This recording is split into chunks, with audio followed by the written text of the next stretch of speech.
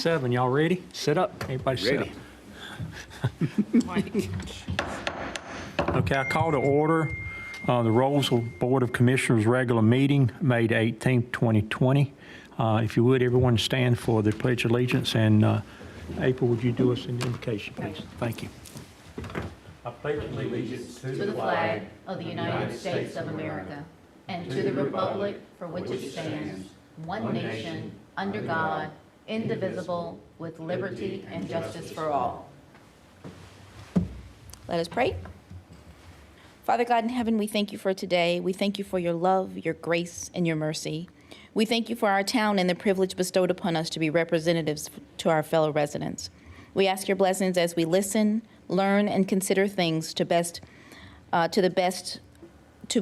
figure out what's best for our town and its residents. We pray for guidance and wisdom in Jesus' name. Amen. Amen. Thank you. Okay, just a couple comments before we get started with the agenda.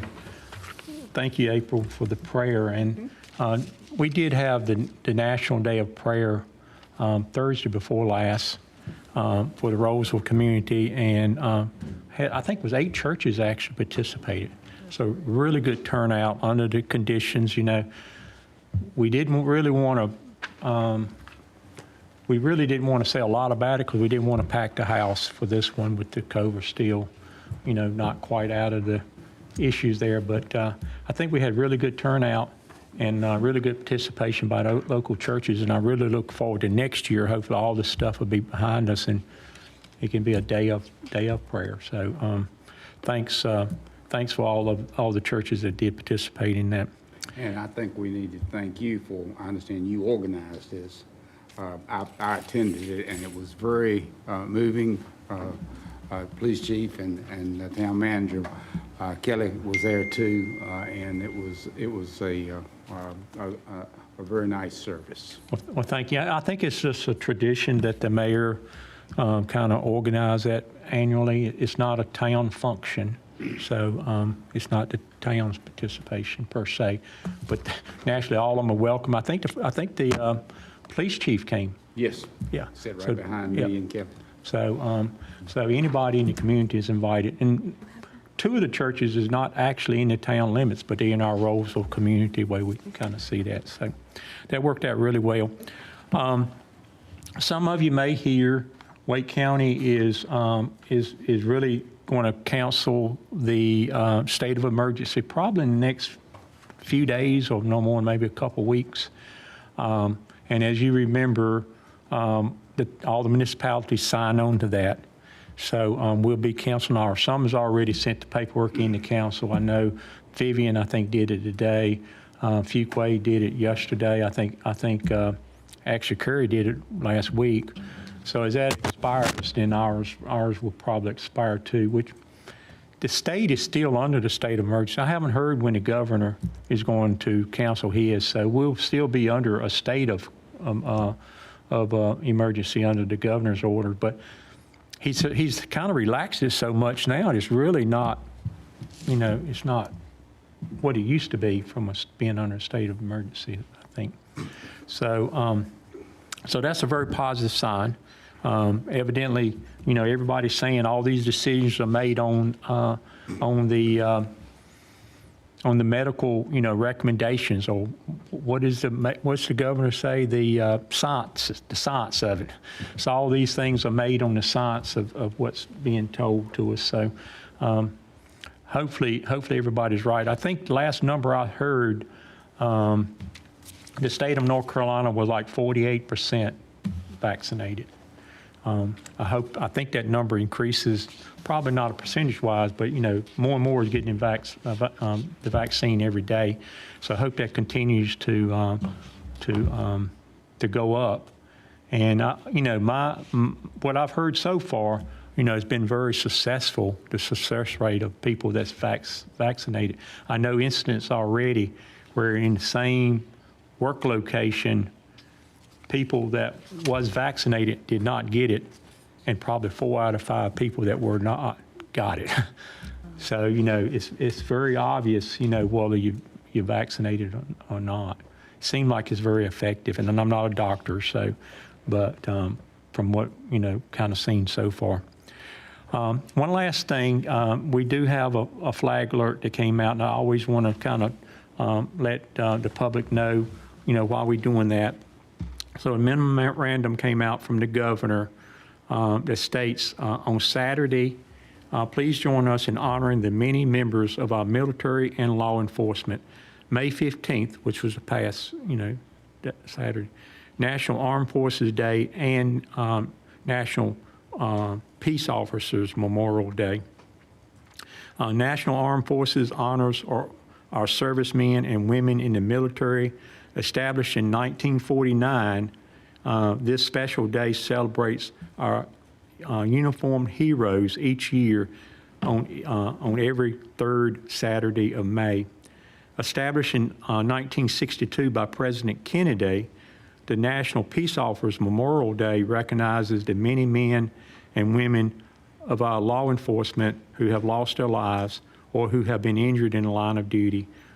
Peace Officers Memorial Day is celebrated annually on May 15th also. So a statement from Governor Roy Cooper, and he writes, we can never say enough to thank these officers and their families for making the ultimate sacrifice to protect us. However, we can honor their lives and their memories by pausing to reflect on all the ways that they have made North Carolina a safer place. And probably can't agree with him no more than that statement right there. So, so I know it's in the past, but I know we all know, these folks that's in the military and the police, and they do risk their lives. And I think, if you see some of them, thank them for that. So with that, we'll get on with our agenda. We don't have much on our regular board agenda. We do have a workshop scheduled after this. So the first item on the agenda is consideration of land, Woodlief purchase for purpose of municipal complex. So I will open that up, or not really a public hearing, but I will allow any public that's in attendance that would want to speak on that to come forth at this time. So Robin, do we have anybody to speak? I know, I saw Terry, so I know Terry is here, probably want to speak on it. Would you like to? She's on the one, yeah.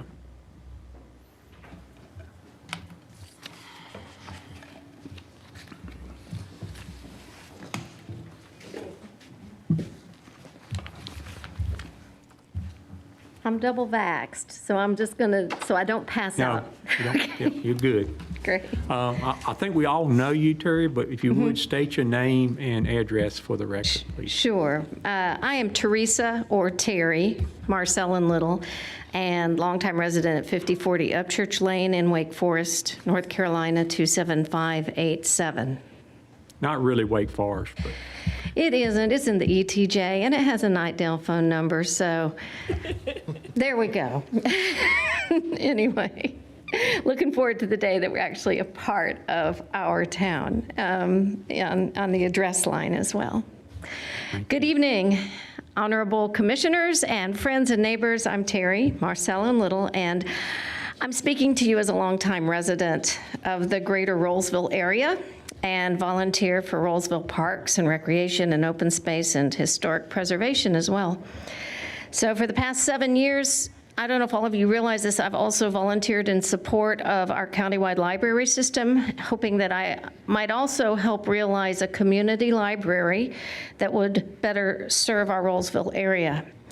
So back in August of 2014, I was appointed as District 1 representative on the Wake County Library Commission, and that's a volunteer advisory body that supports and provides feedback to Wake County Library staff, as well as the commissioners as they operate and strategize, prioritize, and provide for our library system. And I'm now serving in my 3rd term. And across these years, I guess it's been 7 now, I've witnessed differing discussions and strategies for achieving a Rolesville town library. And no, we do not yet have a library that's sited or built out within a 10-minute drive of our town. I mean, I've timed it, trying to get from here to there, but it is an off-stated Wake County Public Library System goal to provide that 10-minute drive for our county residents. And I think right now we're as close as we've ever been to finding a very appropriate solution. I'm hopeful. And I'm bowing to your wisdom in decisions made tonight and going forward. I think we might be finally ready to take one really big step forward in that direction. So I'd like to explain that when my family, when we moved to this area way back in 1993, Rolesville's population, and this is, as I recall, was just over 900. And by the year 2000, town population had grown, I'm told, by about 400 people. Correct me if I'm wrong. But it was a big change for tiny Rolesville, but those numbers did not appear exactly overwhelming within the county overall at that time. And it's not that surprising that our still very rural needs back then failed to place our town into those very critical Wake County bond measures of 2003 and 2007. Those bonds and the planning from those bonds has very much shaped the landscape of our very impressive and award-winning countywide library system. And library projects serving Morrisville, Wake Forest, Middle Creek, Cary, Fuquay-Varina, our greater Northeast region, those were all being completed as Rolesville's population was still increasing. Young families have been putting down roots here, and as our town population numbers just kept growing younger and younger at each counting, the drive times to surrounding libraries became longer and longer as well. And so by September of 2013, as a resident count, I think was just passing about 4,000. I found this quote from a reporter, Ariella Monti. She wrote, "One town that wants a library is Rolesville, the only town in the county without its own."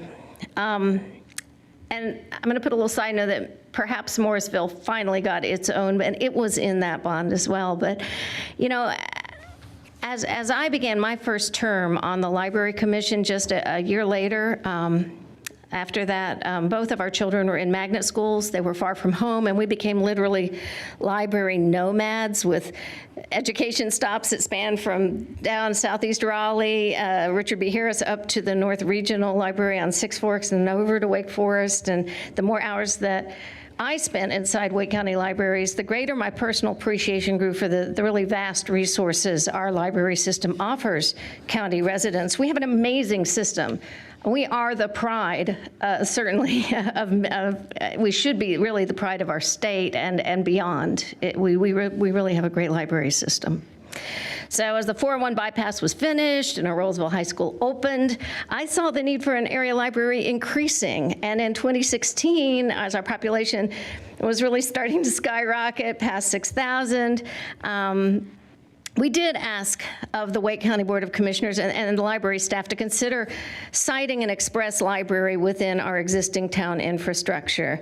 And, you know, that idea, it really, in the end, we realized it wouldn't necessarily be the best, because it would limit the initial, not just limiting the initial scope, the level of library service that could provide, it would actually slow down the realization of a full service library for our town, a community library, limiting really what would best meet the needs of our town and our community as we moved forward. So next, our town, of course, I don't know, I'm sure many of you remember, we considered siting a larger community library within the concept for our new town center. Y'all know where that is, on the west side of Main Street.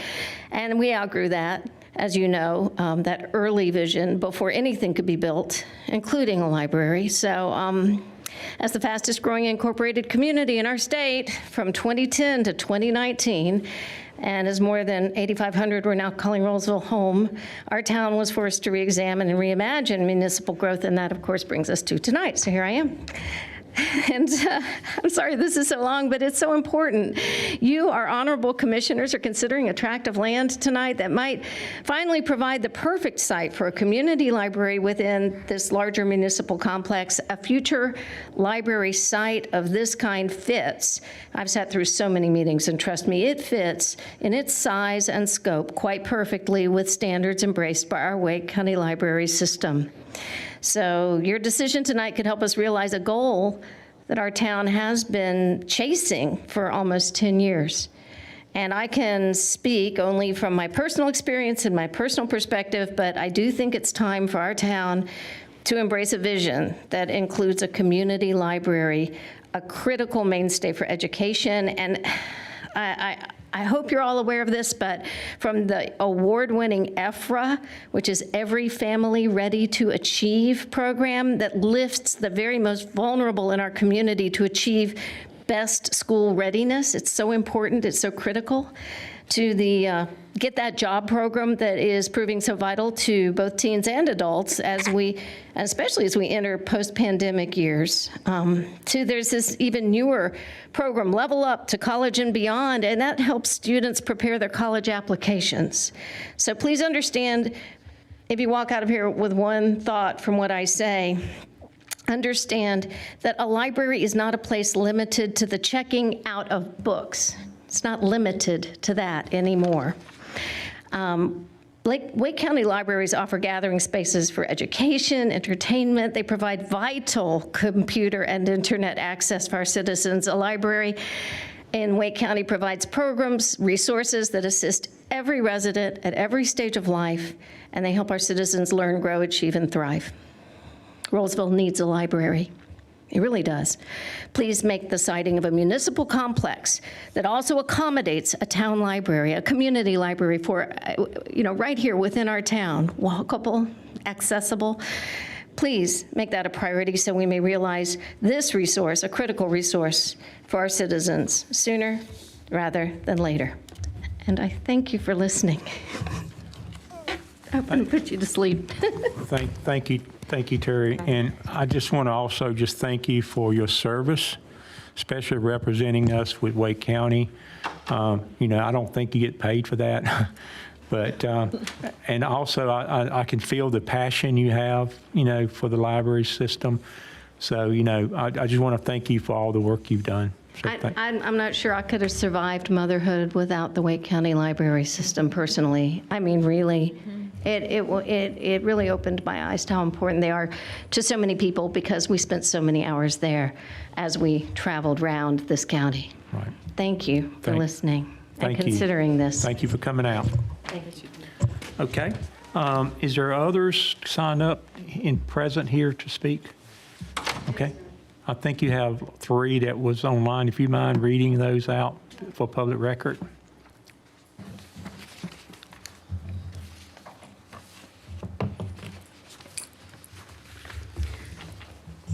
These are 3 comments received electronically in response to the land acquisition agenda item. First one is from Sal Santangelo, 417 Hunter Falls Lane, Rolesville. I think this is a wonderful idea. Purchase the land. This will be great for the town. Go for it. Beth Horner, 227 Friesen Way, Rolesville. Rolesville is becoming a residential community, which I've heard is the goal, with little support for businesses or commercial growth. While I realize there is money off of taxes for residents, you're losing potential income because Rolesville has hardly any eating establishments. We never eat in Rolesville and always have to go to Wake Forest to eat. Fast food is not sustainable for this many residents. If Rolesville is going to be a destination for families, you have to have more than just houses. You need businesses that offer quality, whether that's food or product. Main Street offers a Dollar General, CVS, and a Hardee's. That doesn't attract many folks. We support local often, which is mainly just coffee. As you develop, you need more businesses, not houses. Margaret Dean, 822 Shepherdtown Drive, Rolesville. So happy to learn that a library is planned for Rolesville. Thank you. Okay. Thank you, Robin. Appreciate that. Kelly, is someone going to speak on the capital project ordinance? I can speak on anything you want on this subject, sir. It was agenda item, so I just wondered if there's anything particular want to be said on it. No, I mean, I'm here prepared to talk about the property purchase. Tonight, your agenda item is twofold. One is, do you want to proceed with the purchase of the property? And if you do, then secondarily, the other recommendation is to follow up with a amendment to the capital ordinance that's been already approved to allow the funds to be authorized to close on the property. So there are two actions in front of you tonight. One is consideration of directing staff to close on the property, if you're so inclined, or what other questions you may have, or when do you want to take that action? And if you do, then we're asking for authorization via the capital ordinance. I guess I'll ask the board, is any questions, I guess, the staff or Kelly can answer pertaining to the purchase of the property? I just have one question, Kelly. The status of the 404 East Young Street, which is not included, have they been approached and spoken with, or? Because if So I- there has been communication. There was early on, most of January and some of February. In fact, there were a couple of offer letters submitted to me based upon some direction by the board. That has not been acted upon. Most recently this week, the landowner's attorney contacted our town attorney and said they're ready to start talking. So it's over to the attorneys now. Okay. Is that a fair assessment? That's a fair assessment. We can talk about negotiations in closed session regarding that topic. That's about as far as that has gotten at this point. Thank you. Like April, when you look at the site plan and that little part that's cut out, that would not stop me from purchasing the property because you still got linear footage, road frontage, and if bad came to worse, you could still do pretty much with 17 acres what we want to do if for some reason it did fall through. Right, I So, just wanted to inquire. As far as curb cuts and everything, from what I have studied, this would not stop me from purchasing the property. So I'm in favor of moving forward with the land as well as amending the capital project ordinance. I don't think you want a motion tonight, or do you? Yeah. Yes. Yeah, on page, I guess, 3, it's Okay. 3 options that we can consider tonight. I have But two we questions. need to, we probably need to do one of those 3. Okay. And just let me say, I just wanted clarification, Jackie. I was not saying that I was opposing it or anything. Yeah. Right.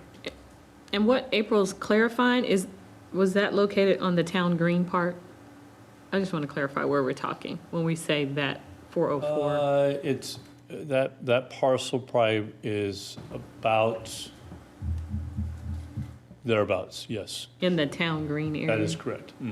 So if we weren't able to purchase that, we'd have to just reconfigure this, right? It's up to you. That would not Correct. be my, that would not. Or condemn it? that- Is that what? Yeah, I think we should make our best efforts to try and purchase it. Gotcha. Okay. And then I asked before about parking. I just want to reiterate. It seemed like a lot of parking. And was the company that was here, this Placey, I can't say the name, Placey, no, is that the Yeah, name? no, they were the estimators that worked for Cole Genis, who was here. Okay, so Palacio, is that a different company? Yes, they were the sub for Cole Genis to provide that cost estimate. So I get concerned when I see vendors show up because I'm a 3-vendor person. And we've had this discussion repeatedly. So I'm just wondering where this person, So this, contractor, so Cole Genis is our on-call engineer, and we Okay. use him for this purpose. and they were the ones that were here Yes. last time. Yes. So is that, well, what is this executive summary? Is that something different? Am I, Executive summary, I'm sorry. for the town facilities? Maybe I'm jumping ahead. In our packet, Can I look at it? Right, so. Is that something different? So part of the due diligence with Cole Genis, our on-call, was to help us go through a cost estimate. They used them as their sub-consultant to do that. But that would be our final, So that- yeah, we would go out to bid after. Right, so yeah. that's my concern, to involve other contractors. That matters to me, and to diversify the contractors that we're using. So, not to that process yet, but I get a little nervous when folks just show up and there's been no bid process. Understand. And that, again, it was done, we selected we have two on-call engineers, and both of them advised us and helped us through two different parcel determinations. One was Withers Ravenel. They helped us through the due diligence of the DOT property. And Cole Genis did also for the library due diligence. I did not direct them who to use for the cost estimating. I authorized it, but I did not know who they would use, nor did I ask them to do anything. They brought in their own sub-consultant to do that. So I guess that's on me, but I did not ask them to do a selection or anything like that. I just knew that it was something I thought was a good idea that they proposed.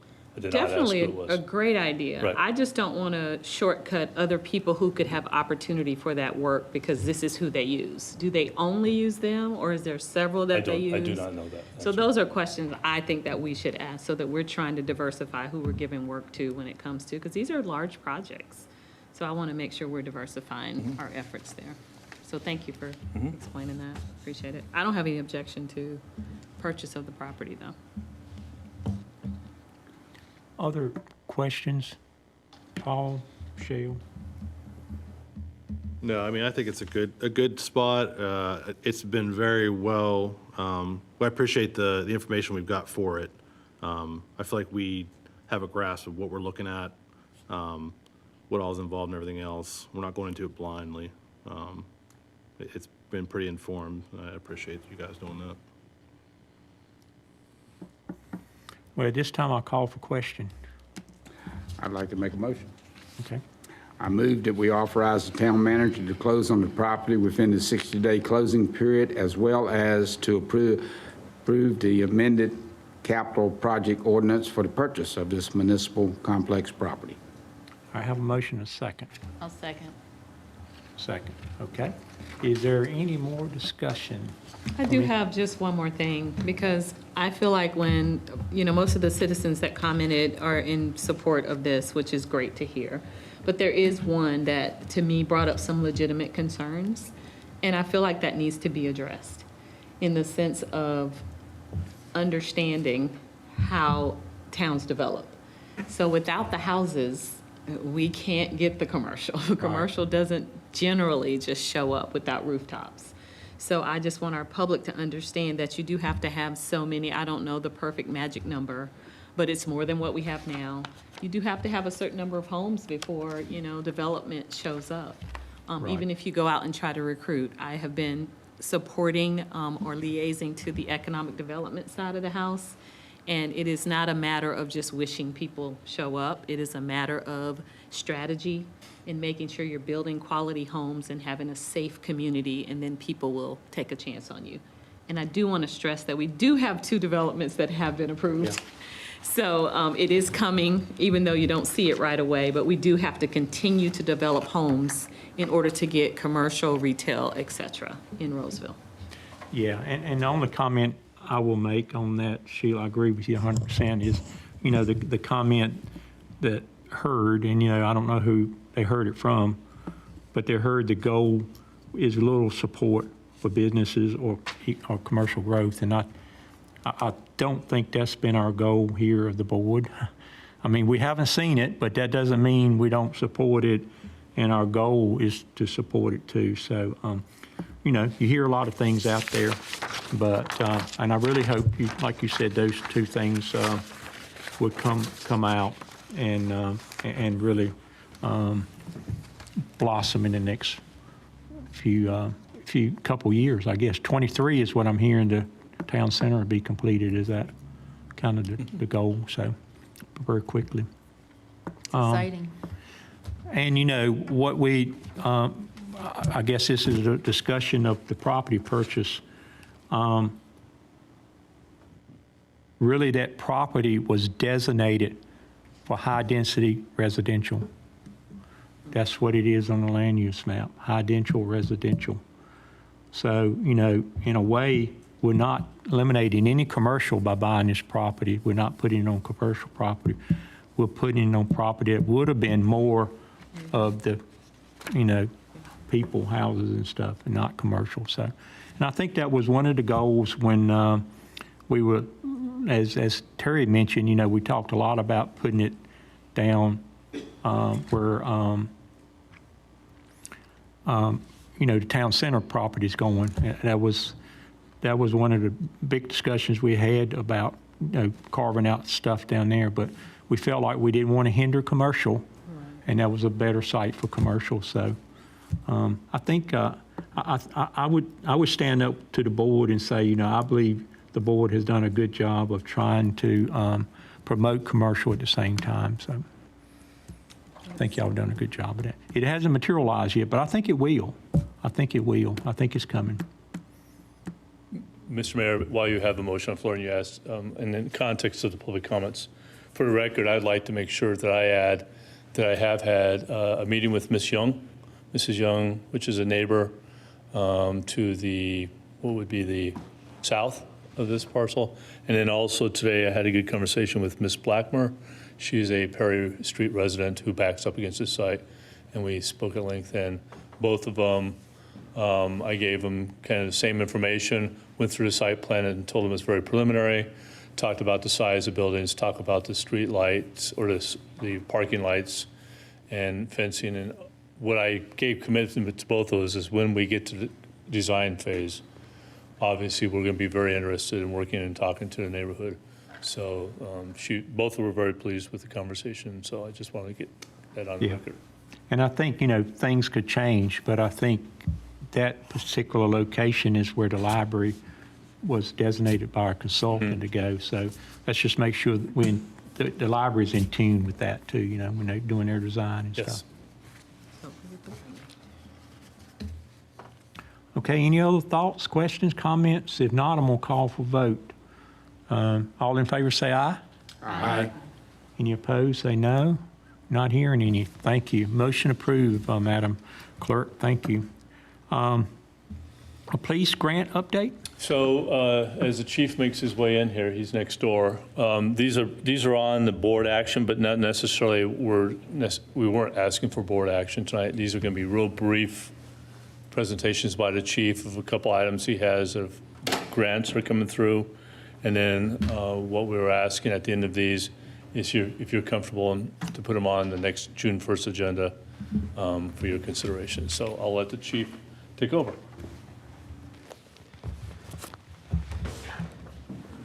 Good evening, Commissioners, Mr. Mayor, Town Manager ADJOURN, Attorney Neal.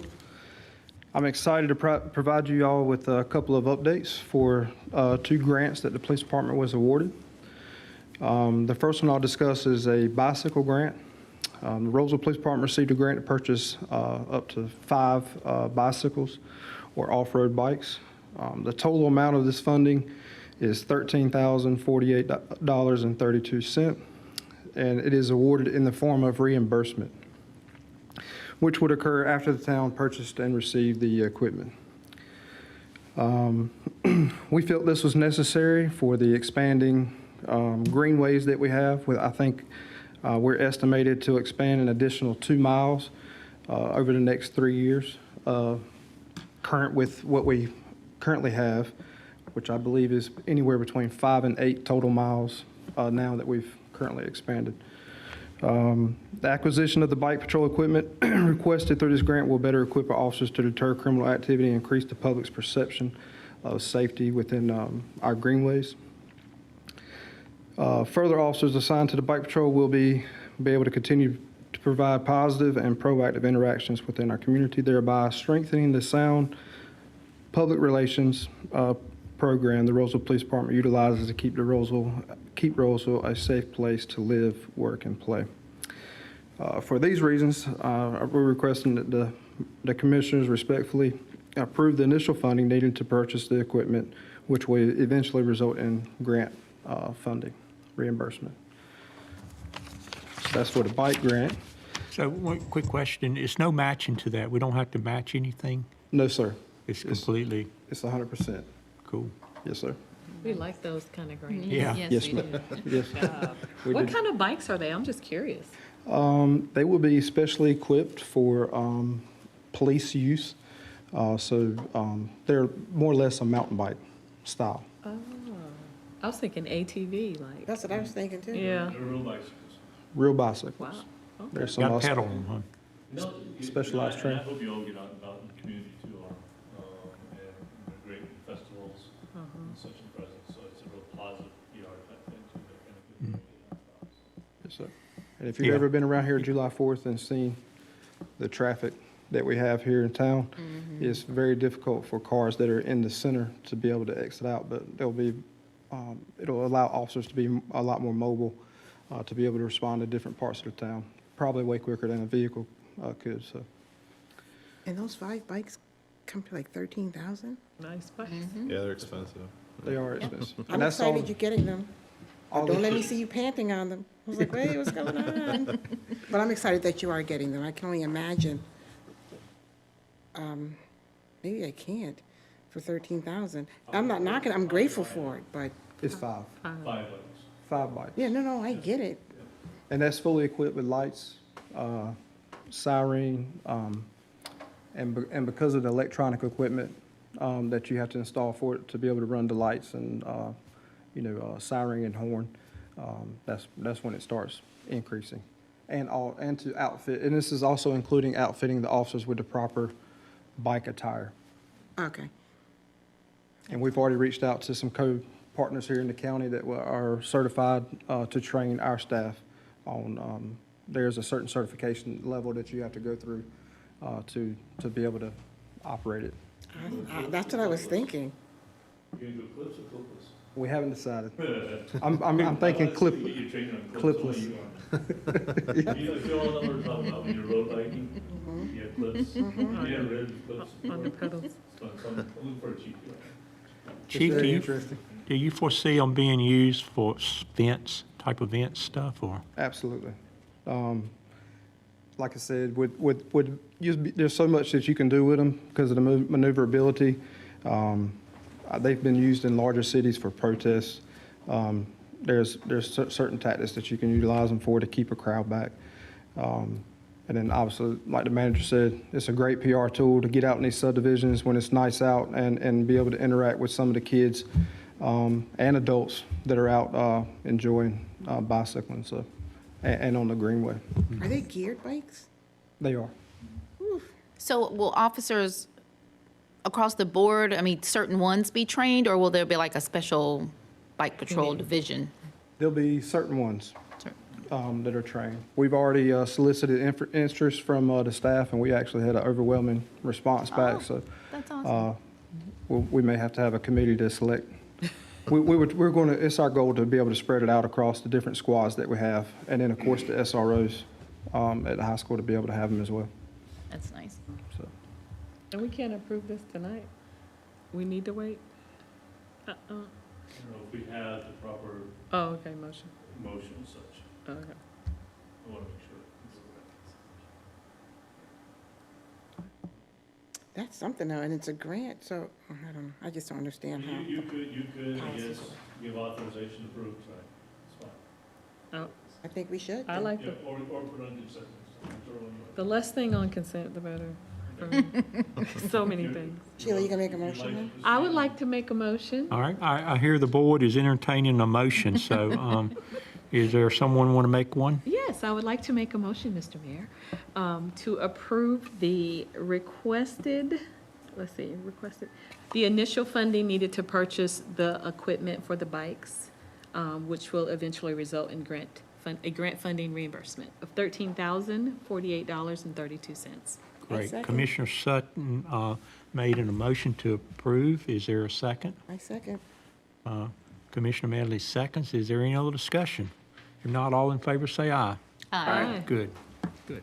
Please Thank call you. me when those bikes Thank come you, in. board. I am so excited to That's- see this. We are as well. I'll let y'all know. And we'll That's have a one show less and tell. agenda item in the future, Kevin. Maybe you want to do the same thing for this one. I agree. Let's hear this one. We can do this one too. I'm awaiting news of the equestrian unit. No. We've already talked about that I one. love the horses. Go ahead, keep on moving. Yes, sir.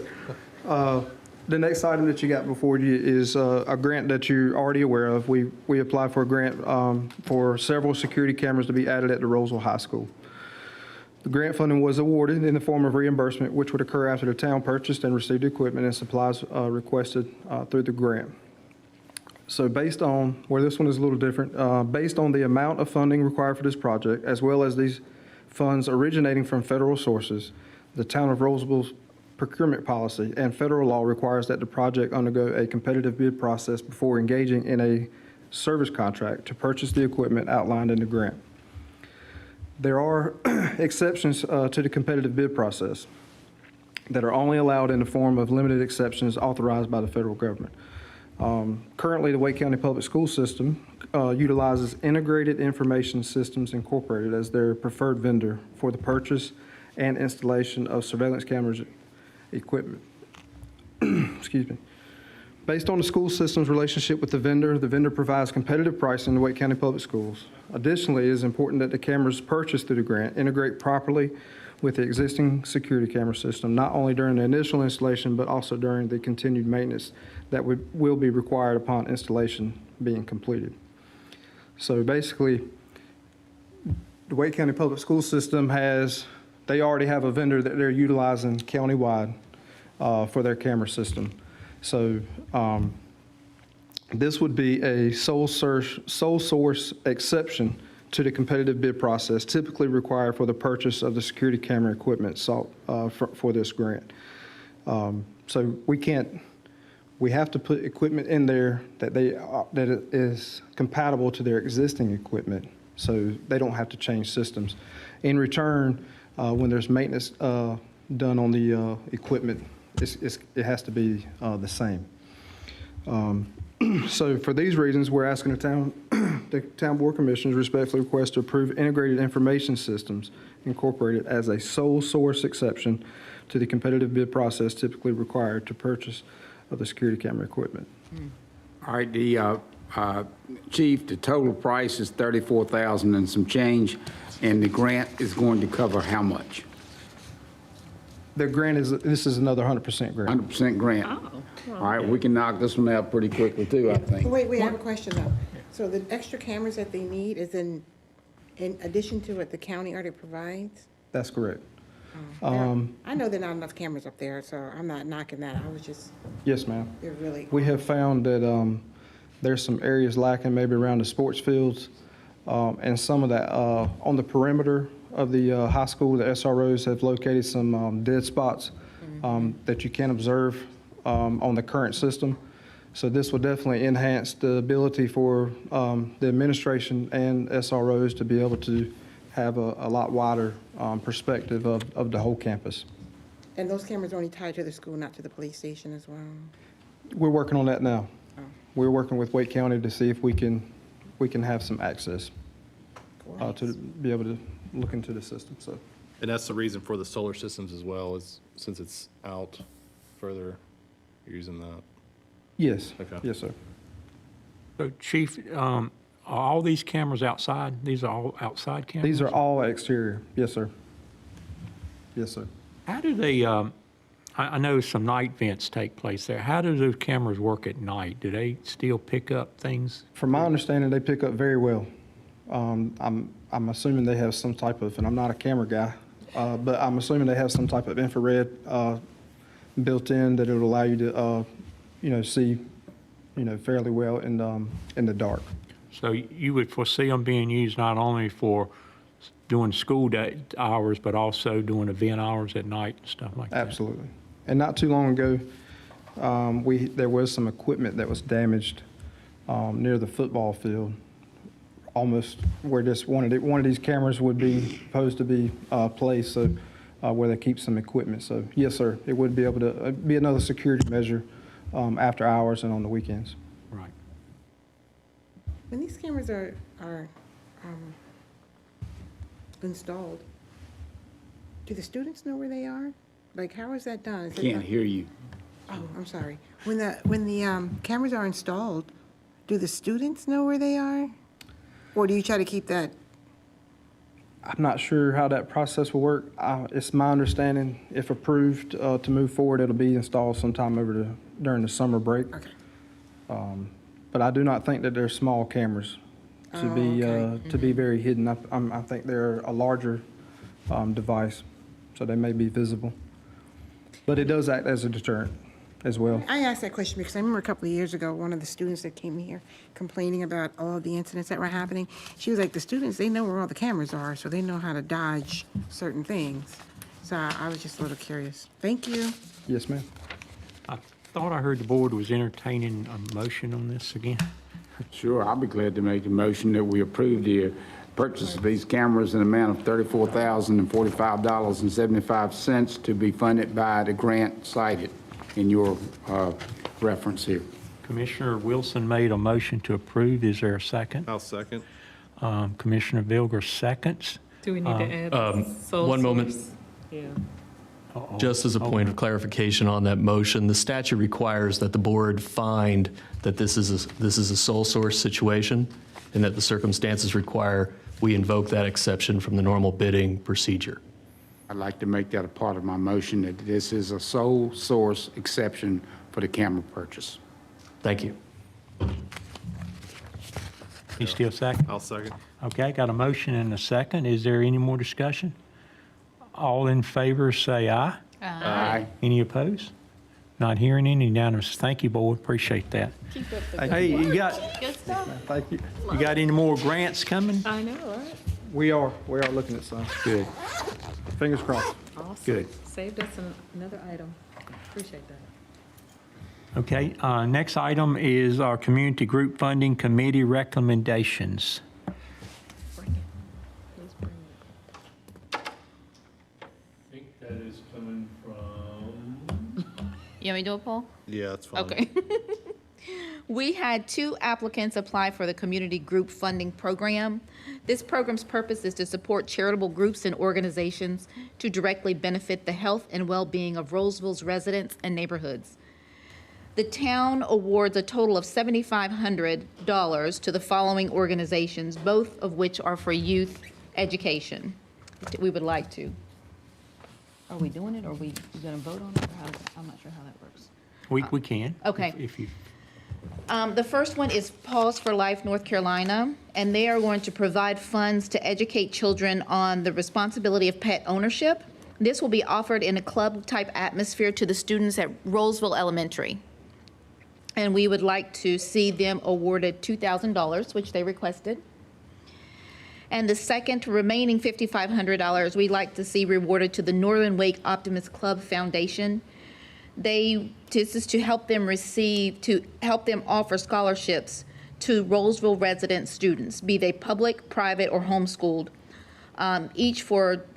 It's for 2 scholarships, one for essay and one for oratorical contests. And both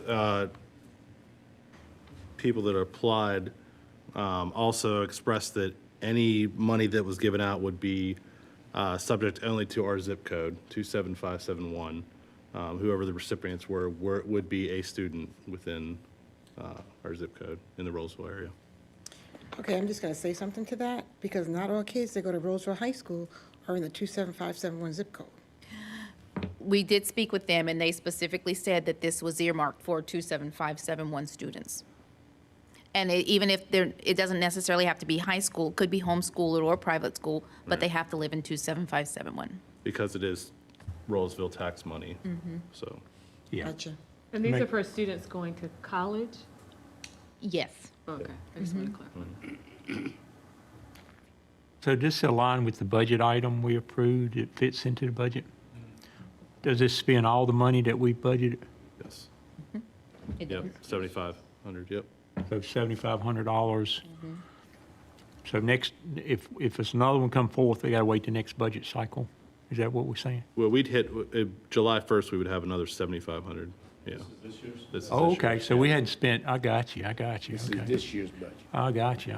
But there's an application deadline, right? Yeah. There is. Like in March or something. Wait, was there any money spent out last year? There were? Okay. I don't know who got that last year. I just hope that this year, like, those who were not awarded, please notify them, because there were several people who complained that they never heard anything back. But I know it was the first year and things happened, but they were never notified. They're like, we don't know if we got it. or Yeah, not." and we also have we talked about this the year prior, that we could always amend the budget if we needed to, if there was additional people that came in that we saw need for as well, so. Discuss that. Cool. Well, I just have one more congratulations. question on scholarships. I happen to be on the scholarship committee for my family's scholarship. So are they trying to award a certain number of scholarships or a certain monetary number of scholarships with the award that they're getting? It is a certain number. Gotcha. They had requested so much, and then they were going to have an essay winner, 3 essay winners, and then 3 oratorical winners. And they're taking what monies they were awarded, dividing that in half for the 3 and the Gotcha. 3. There'd be 6 scholarships total, Yes. Get a laptop. depending on how much money they get from us and others. The way that it was written, that's the way I understand it. Yeah. Awesome. Cool. So do we make a motion on that? Or was that just You information? ought to make the motion because you got the verbiage there. Do I need to do that? I don't know, do if we need board to do want that or to not. think this over, or are we ready to entertain a motion or what? I'm ready to move forward. I think we are, so, yes, if you want to make a motion. Okay, I'd like to make a motion that we award the total of $7,500 to the 2 community group funding program applicants in the amount of $7,500. I think I just said that. For Pause for Life North Carolina for $2,000 and the Optimist Club Foundation for $5,500. And those were the only, oh, you need a second. I second it. All right, now you can ask. Those were the only 2 organizations that came forward? Yes. Okay. Yep. Yeah. And they're both 501c3s. They so- better be. Yep, We had that. yep. Great. So we got a motion and a second. Is there any other discussion? I would say, I really like we're supporting the community in these ways. And, scholarship for kids is I don't know if you could do anything better. I really like the idea that y'all make sure it's limited to the Rolesville zip code. I know, I don't know, how many students at Rolesville High School now, 2,000 or so? It was like 2,300. I Yeah, think. so, I know it's a lot of kids out there, and a lot of them don't live in Rolesville, and but I really think, it should be Rolesville-funded kids, so I really like that idea. Nothing against the other kids, I hope they get scholarships too, I really do, so. Any other thoughts, comments? I love it. Love it. All right, call for vote. All in favor, say aye. Aye. Any opposed? All right, thank you. One item I will mention that's not on the agenda is similar to what we just went over, the committee, the county, community group funding is kind of late done. Also, our appointees to our boards, our advisory boards, planning board, parks and rec board, and also the Board of Adjustments. We usually do those at the first of the year, and COVID got kind of caught up in that, and we really need to do that. So I'm going to, and Robin needs help because, we get these applicants in, we need to interview them. So on the Parks and Recreation Board, I'm going to, appoint you, Paul, you and Sheila to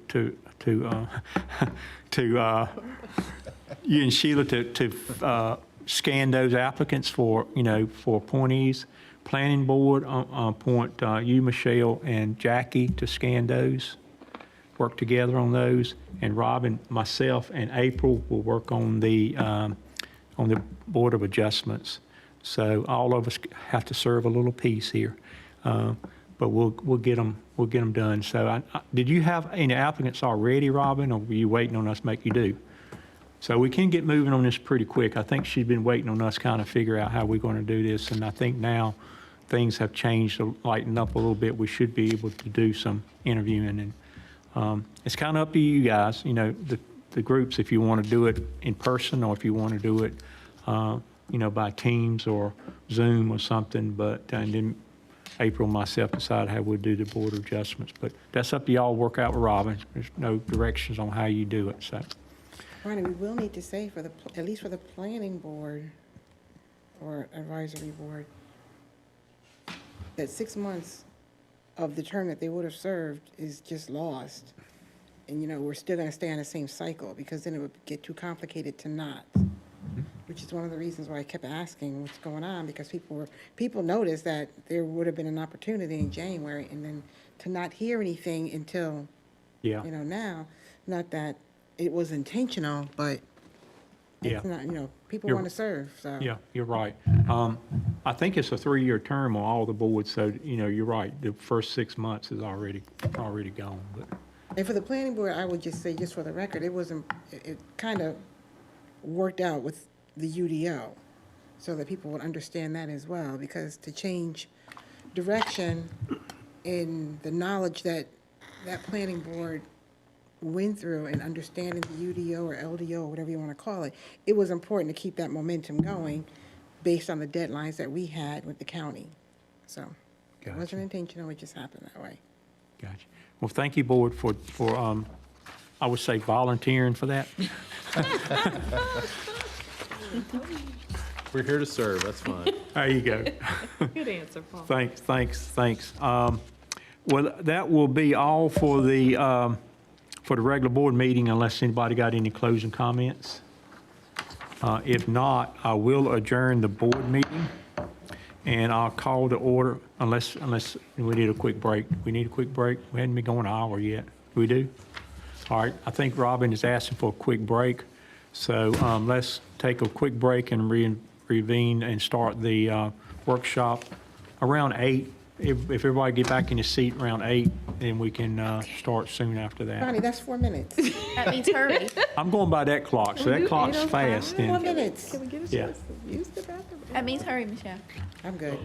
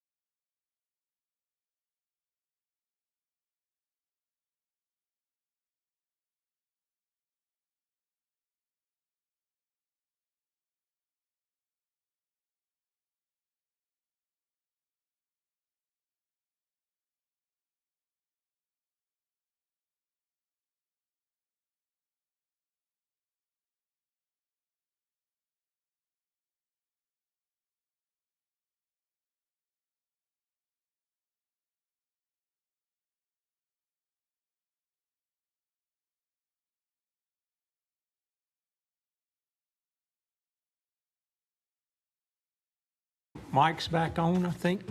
Yep. Are we back on sound, Robin? I call the order the Rolesville Board of Commissioners Workshop, May 18th, 2021. Just for awareness of the public, this is a call Town of Rolesville of Commissioners Workshop session in order. I would like to welcome our citizens and guests to the meeting. This meeting is designed as a work session for board members to receive, review, and discuss information prepared by staff. Only staff and board members are allowed to speak during this meeting without express special permission. I will remind citizens that there is opportunity during the public comment period of each regular board meeting for questions and concerns, and citizens are welcome to contact the mayor or the board at other times by phone or email. So at this time, I will ask the town manager for your staff to proceed with business at hand. Mr. Mayor and Commissioners, tonight you have 3 items in front of you. 2 will be generally information, your opportunity to ask questions through them. It's the review of the land use ordinance and zoning map. And then the second item is a proposal to review the R3 zoning and comprehensive plan and future land development ordinance as it relates to townhomes. This subject came up, I think most recently in your last work session on the LDO, in interest of trying to address this, and Mr. Brown has put together a proposal, and we want to just check in briefly tonight to make sure we've hit the topic of interest and then kind of make a commitment when we get on that topic in the future. And then afterwards, we would like to request a executive session, and hopefully you have that language in front of you. So with that, I think Julie is ready to begin the review of the land use ordinance. And that's certainly what that is. Okay. We had a little feedback there, so, Okay. all right. Making it smooth. Kelly, is Kelly? that feedback on your end? No, ma'am, I don't have any feedback. All right, it might be on ours. Okay. But good evening, board. We are here tonight to just give a brief synopsis of what you'll be seeing at the June 1st public hearing. So we have just a few slides prepared for you tonight. We want to just, again, go over where we've been in the past year a little bit, more than a year, and go over what you'll be expecting for that June 1st public hearing and make sure we have hit the mark. And if we have, then we will continue forward with that June 1st public hearing scheduled date. We have started advertising for it, and we have sent out notices of the public hearing. So tonight we have Kelly Klepper online and James Ehrman online from Kimley Horn. So they will be taking the presentation. And then if at any time you have questions, just let me know and we'll stop the presentation so we can entertain your questions. And Kelly, it's back to you. All right. Thanks, Julie. Mayor, board members, as always, great to be back before you. And Kelly, pause for just a moment, please.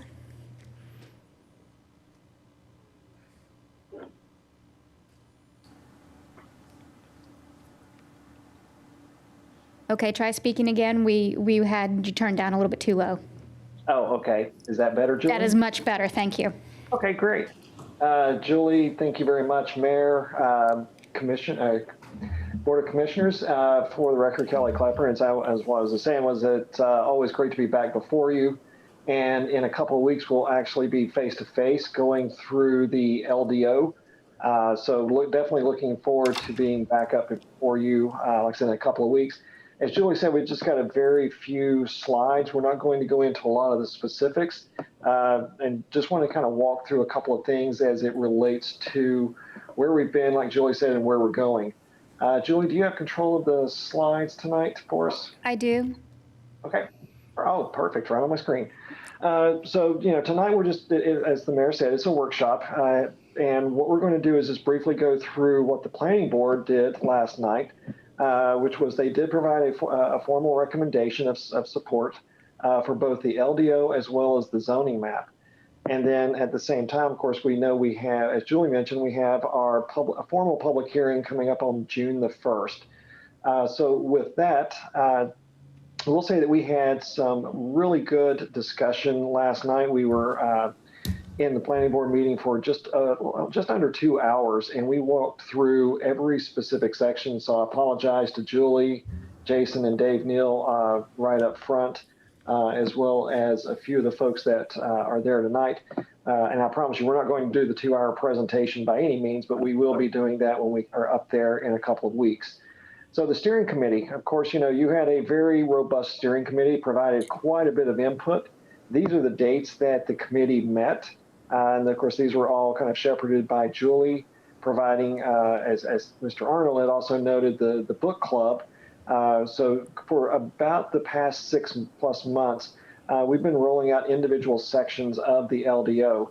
And you can see there were specific components, and some of them were actually repeated just because of either modifications, items that were asked to be brought back for the steering committee, or there's, we'll say, just trying to make sure and clarify some of the standards that we were identifying. So as you can see there, we walked through, for the most part, the entirety of the LDO as is before you tonight. Julie, if we can go to the next one.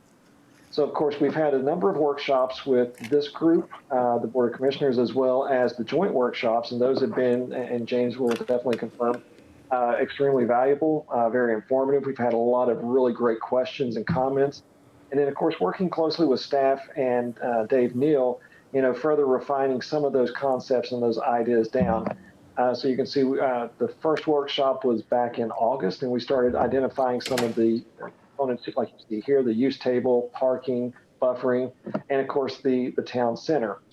We went through a series of iterations, as you all remember, with respect to the town center, and that was actually adopted by the town prior to what we're, of course, talking about tonight. So that's actually in play at this point. But during the rest of the workshops back in September, all the way through to the last one that we had, which of course was the April 22nd, and then more recently the May 5th, we were identifying and doing some deep dive into the rest of the LDO components, whether it was the mixed use, whether it was the approval processes, where we started talking about whether or not it was legislative versus quasi-judicial, what were going to be administrative components, and then getting into the specifics of the mixed-use codes and the rest of the standards that we have identified in Section 6 of the LDO. There again, we've had quite a bit of robust discussion with this group as well as the planning board. And what we think we've come up with at this point is a very solid land development ordinance, and something that I know Julie has put a lot of time and effort into, and it's been great working with her quite a bit, as well as Mr. Neal.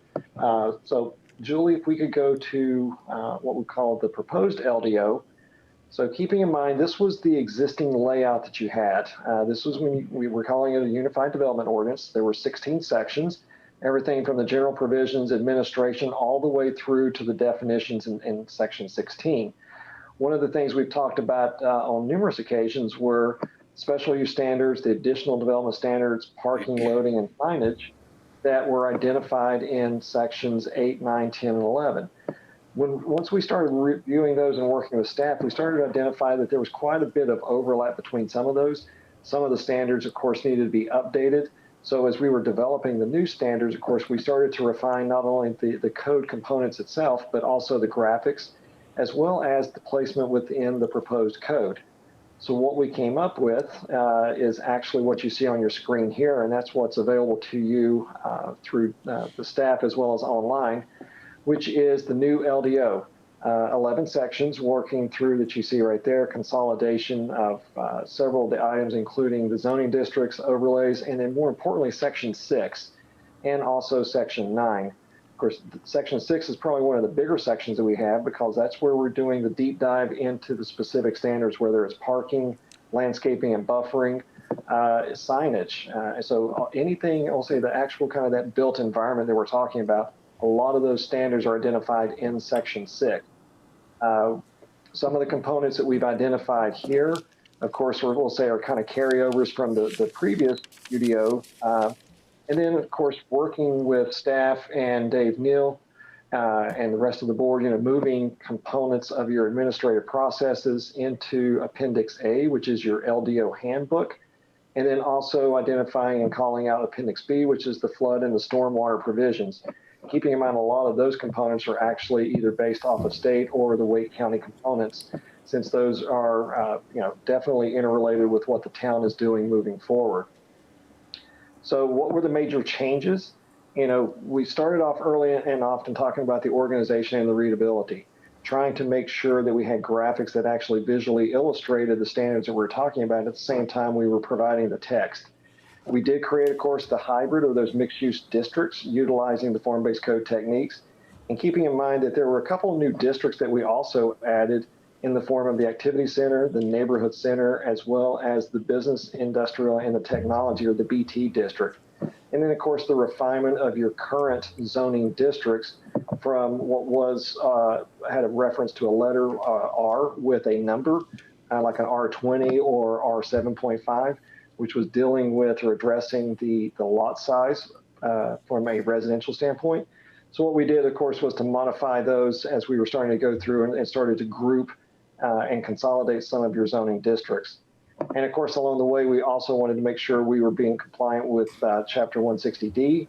And there again, a big shout out to the town attorney for his assistance with that. And then also just providing the updated development standards in line with the current best practices. And that's where we were getting into some of the components with respect to signage, with some of our buffering standards, compatibility, and also our building and design standards, especially as it related to non-residential uses.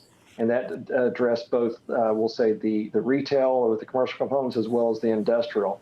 And then based off of the discussions that we've had with this group previously, of course, we've made pretty much significant modifications to be consistent with the board's direction. And we think we've done that quite well, especially as it comes along the lines of the commercial development standards, tree preservation, and our landscape standards. And I know those were some pretty important topics for the board.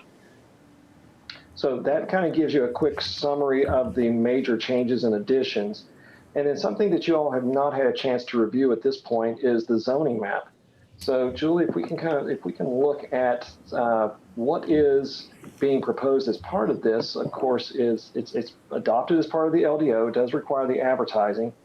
And I'll say the big point that we want to make sure that we're identifying here is, if this was a low density residential or something that was, we'll say, one of your R20 or something else, that is still zoned residential. We did not do any town initiated rezonings other than the town center itself. Everything basically was converted from the old zoning districts to the proposed zoning districts. Just so, there again, cleaning that up, and also providing a map, and we'll show you the map in just a second. A couple of things to keep in mind, of course, with the BT district, which is not identified here, or the two activity centers, they are established as part of the LDO, but they are not currently mapped. And that was by decision, by direction. And those areas they're there for use, but they're going to be implemented through a subsequent zoning map amendment by individual property owners. So Julie, if we can go to the next one. So this is what your current zoning map looks like. And you can see the different colors, the oranges, the yellows, basically all of those are your residential areas. The reds, of course, are your commercial components along with the purples. And you can kind of see, especially when we start looking at the next map, Julie, if we can do that, it's very similar in nature. So we have updated the town's GIS database to be consistent with the designations we have here. And there again, being very intentional and very consistent with respect to if it was residential or single family residential prior, it's single family residential again moving forward. And just a clarification and confirmation, because I know we did have a question last night at the planning board, is if we did any town or individual property owner initiated zonings, and there again, other than the town center, the answer is no. So with that, I know that is a very, very high level kind of overview of the LDO and the zoning map. We do have the ability to pull up, like I said, portions of last night's presentation, as well as the LDO as it stands tonight. And James, correct me if I'm wrong, but I think we are up over 200 plus pages. But there again, a lot of that has been reformatted and vetted through this body as well as the steering committee. And Mayor, I'll be happy to answer any questions at this point. Any questions from the board? I can't see. I I can do a report on last night's meeting. There was a recommendation by the planning board last night to, they recommended approval of the LDO, the appendices, and the zoning map, and that will be presented to you at your public hearing. Is that unanimous? Yes, it was. Very good. Any other questions? Quickly, what we have to do from here, we're going, next thing is the public hearing? Next thing is a public hearing on June 1st. So you'll have a presentation by the consultants. Kelly will be here in the room with us at that meeting. He will go over his slide presentation that we did last night at the planning board meeting and entertain any questions from the public, and then entertain any questions from the board, and then hopefully get an approval from the board, and if not, if we need to continue the hearing or we need to continue discussions until June 15th, we can do that as well. But we do have to have something approved 160D compliant by July 1st. So wait a minute, I have a question. With all the details that was shared last night, are you going to do that tonight or now? Because I think it's important. No, we're not sharing that tonight. That's going to be at the public hearing. That's the presentation that we're going to do at the public hearing for the public and for the board. So that's a 2-hour presentation that will be part of the public hearing. So what we're doing tonight is just a recap of everything you've been going over for the last 18 months. Okay, so I don't understand that, because if there's questions that come up that would have to be addressed now, they can't be addressed now and presented at the meeting? Well, At that's the what we're public trying to hearing? do. We're reminding you what you've seen over the last 18 months. We don't want to go and do the full presentation for the public hearing and have you sit through it again another 2 hours. We can do that if you would like. It's a 2-hour presentation. We can go through it again. No, that's not but- exactly what I'm saying, and I think it sounds like that's what I'm saying. But I'm just saying that some of the things that were discussed last night, you're just recapping what we've all been through for the past X amount of months. Yes, and if there's anything that you would like us to address or discuss, we're prepared to discuss those topics tonight. But given that you've just had 3 workshops in the last 3 weeks on this topic, we didn't want to overwhelm you or inundate you with information. Thought that we had fully vetted the topics, but if there's something that you would like to discuss, we're prepared to do that tonight. Yeah, just There kind of really- along. There really Michelle's- isn't, but Yeah. I just, sometimes I think we just take these steps that really takes us a step backwards. And I just don't understand the government process sometimes, because it just seems like that is the process. Because I just thought there might have been some questions on some of the things that we talked about last night, although I think it was resolved. I don't know. Yeah, I think just to expand from my perspective on what Michelle's saying, is there any hot topics that we need to? We've addressed all of the hot topics that we've talked about in the last couple of meetings. So we've addressed the food trucks, we've addressed the storage containers, we've addressed adult businesses, electronic gamings, we've addressed the tree preservation, we've addressed the open space, we've addressed clusters, conservation subdivisions. All that is in the newest draft that was put on the website last week. That is an attachment to today's meeting agenda, along with the process handbook that was Appendix A, the flood and stormwater state model ordinances, and which is part of Appendix B, and then the zoning map changes that are part of the zoning draft, what will be incorporated as a reference for the LDO, since we are updating those zoning districts to new labels. So we're relabeling the map, so the map goes with the LDO. Yeah, I think from what I remember, I know we got the R3 as the hot topic still, and I think that's coming up next. That's one of the topics Yeah, that I I thought think we we can can talk about discuss that. now, so that Yeah. we won't have to discuss it in a The 2-hour R3 meeting. That's coming up topic is next. coming next. Jason We'll has talk- prepared something. That's the next presentation. Okay. That's coming up next. So I was I thinking. just didn't want to leave it unsaid, Yeah, tonight. so we're going to, if that's the one, we're going to talk about that one. Yeah, that's your next item on the agenda tonight. Okay. Thank So I you. know that was one. One of my big ones is going to be trees. Yeah, I was going to obviously. say the trees. I mean, I'm still going through that one. My question is, we had talked about this before, if it's minor changes, we should still be able to change this before approval, right? But if it's something drastic. Yeah, if you want us to completely rewrite this section, then Yeah. it'll be best to have that as a process that we engage in a little bit more deeper Okay. after we get a 160D compliant component on the books for July 1. All right, well, a minor one right now that I saw. Okay. Since we're on the subject of trees.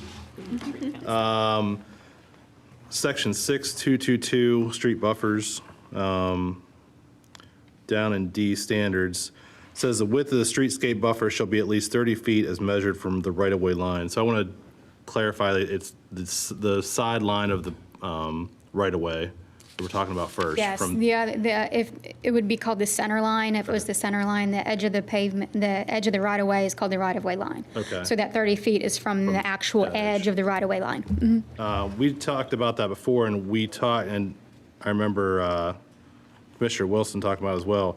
On the Wake County side, they were talking about a 50-foot tree protection zone from the right-of-way. So I didn't know if that was something, we have 30 feet right now, if we would consider something other than 30 feet.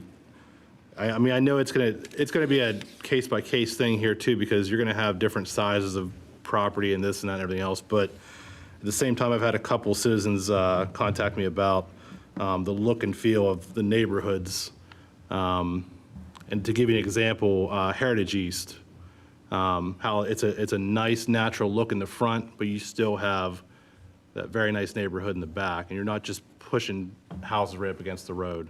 So I feel like a 50-foot buffer, something like that, gives a nicer look to developments. But I just wanted to put that out there. That's a one of the ones. setback thing. Yeah. I think what you're talking about. Yeah. So do we have setback, good point, do we have setback requirements for subdivisions at all? We do have setback requirements for subdivisions, and they vary depending on whether it's a low, medium, high-density residential subdivision. It also depends on the type of housing in the high density, if it's a multifamily, if it's a single attached or single detached.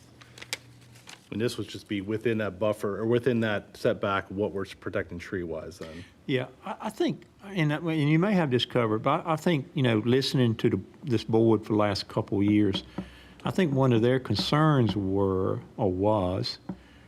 that, make sure we hear something in the early part of the phase and then we see something different in the execution or the building. So, I'm just trying to get a feel for the board. I don't think the board is overprotective of certain tree, this one tree. They're more thinking, you tell us what you're going to protect up front when we do the approval, and then there's some kind of site plan or tree plan or something that we approve that they must follow. They can't come and clear cut. Yes, we have added that as part of the LDO. We do have an added step now where you do have to turn in the tree safe plan. So I think that's what, Yeah, if that's we the could- case. that was my next thing, is can we see, I know that it's a requirement for you guys or anything else, but can we see that in the package when we get something being presented as the tree survey and what they've looked at? Yeah, that is now, when the LDO is passed, will be part of the requirement. So when they do a site plan submittal, they'll have to have that as part of the site plan process. Great. Kind of like a lighting plan or any other street profile plan, the tree save area that will have to be submitted as a sheet Yeah. as well. I think that's what we were liking. Right. We couldn't hold them to a standard because they would say something and then clear cut. And we still have requirements for the tree protection within those buffers. So if they're saving a tree, they still have to have the proper fencing, and they have to have them marked, and they have to show that all in the plans. So, And Julie, if I can, Mayor, and that's a great comment. Just to let you know, under 6243 of the proposed LDO, that has your landscape standards as far as, excuse me, 6242 is your landscape plan. So that, like Julie said, becomes part of your site development plan process. So that, that is now required, and that gets into everything that Julie's talking about with specific as far as plant and replant areas. There's also the preservation plan, which is under 6245. And that's the information that we had identified at the last meeting, including the preservation standards. And I know there were several commissioners that were concerned about, the percentage of trees on the site that are being preserved and the location of those trees. And I don't remember which commissioner it actually identified, but the concern about, let's say that there's a tree in the center of the site, and that has been very clearly identified as part of that preservation plan, which, as Julie said, is a requirement moving forward. I think that the discussions last night about the trees was overwhelming, but there was one question which I'm not even sure how it's about trees, where the one person asked, if you have a tree that's not resilient enough and it causes damage every time the wind blows, he was like, how do you pick and choose what trees you can and cannot have? So I'm not sure how that fits in the grand scheme of things in regards to preservation, which it probably doesn't, but in regards to that plan, that site plan with their trees and what can be allowed and what are the choices? Yeah, so what Michelle's referring to, last night we had a question from a citizen on if we have a banned species list. What we do have as part of the tree ordinance section from the Tree City USA ordinance that is part of the LDO and our landscaping guidelines, we do have a clause in the LDO that says we use the NC State Forestry Service approved planting list. And so that approved planting list has species that are good for North Carolina and are good for this area. And so we will use that planting list as our guide for what species and genera are allowed in, to be used on the plans for those planting types. Julie, Kelly, I heard you mention the buffer there, and I think what this board has seen in the past, you know, let's say it's a 30-foot buffer. You know, it could have standing trees on it now. And you mentioned about, you know, the landscaping, and what we've had happen before is they take all those trees out and they'll put bushes in.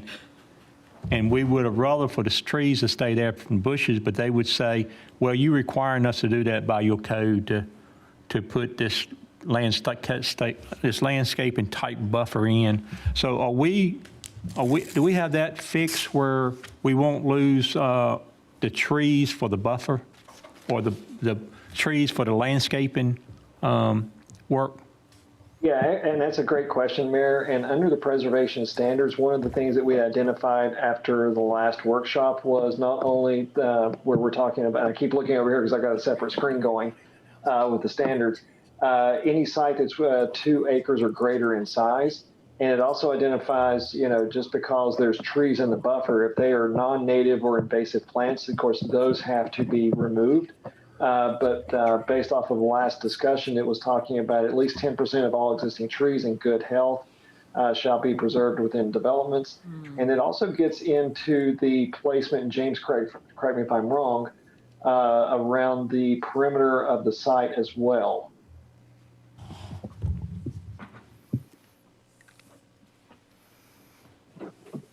Did I lose James? James, you're muted.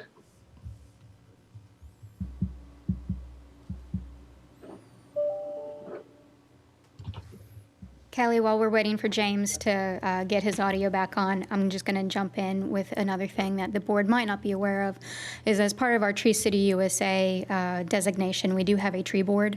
Currently, the Parks and Rec Advisory Board serves as our tree board, and they do look at our plans. And the JG, as part of his TRC, brings the plans to the Parks and Rec Advisory Board, and they do look at our plans for the greenways and for the trees as well. So the tree board will also be involved in looking at these plans and making recommendations for TRC before it comes to council for those approvals. Is this a new board? We've had it established since we've become a Tree City. It's part of the Tree City requirements, so it's not a new board. It used to be under the Planning Board, and now it is the Parks and Rec Advisory Board. So they've looked at some tree plans? They already? have looked at plans in the past, yes. Oh, okay, well, that's good to know. I don't think the plans in the past had a lot of tree preservation in them. I guess this new LDC. We do have new standards that we're proposing with the LDO that will help prevent some of the right. situations you've seen in the past, yes. So how do all these plans bump up against 160D? Because I remember, I wasn't at the May 5th meeting, but I remember the meeting before, it was some concern around, well, 160D is not going to allow certain things. I drive by now the daycare where I was jumping up and down on the table saying, do not cut down all those trees. They're gone. I mean, they're gone. And I knew there was a buffer that I remember Danny pulling out his book and showing us it's table A or whatever. There's not a tree there. But Sheila, remember, he was being very evasive on those trees. No, when no, no, asked. but I'm saying there was a buffer indicated, so I'm assuming they're gonna plant some trees back, but I don't see the sense in doing that. And a lot of those were pine trees. They're native to North Carolina, right? They don't die. They live forever, most of them, right? So I don't understand the logic of wiping out all those pine trees, which gives you a buffer between a daycare and a multi-family unit. That made no logical sense to me. I do not want to see that happen again. That makes no sense to Yeah, me. we have tried to address that in the LDO moving forward so that we can not have those repeat situations. I can't speak to what happened in the past, but I can speak to what we've got in the LDO to move us forward and not have some of these situations come up again. And what we're doing is we are having that preservation. We do have that tree survey plan that needs to be submitted with the site plan so that we can handle some of these situations as they arise up front. Rather than behind the scenes or, after the development has happened and then we don't have once the trees are gone, they're gone. So what we're doing is putting preservation in place now so that those trees aren't gone, so that they have a clear demarcation of what is leaving the site, either it's sick, diseased, understory brush, or if it's a good tree that's staying, that has to be marked, saved, preserved, and on the plan. And then they get credit as part of those tree plantings for those buffer types that they have to do. So we still have those buffer types, and we still have certain things that have to happen with the semi-opaque and the opaque buffers. But what we do is we have tied in the preservation count towards that, so that you can use those trees towards that buffer type, so that you can save those trees and not have to plant something younger when you had a mature tree already. So we have put that in the guidelines. But how do you ensure that happens? Paper's one thing, but just like when a house is being built, you have a construction supervisor on site to make sure the stuff is getting Our done. construction supervisor on site has those plans and enforces those plans. Yep. And that is what we pay them to do that.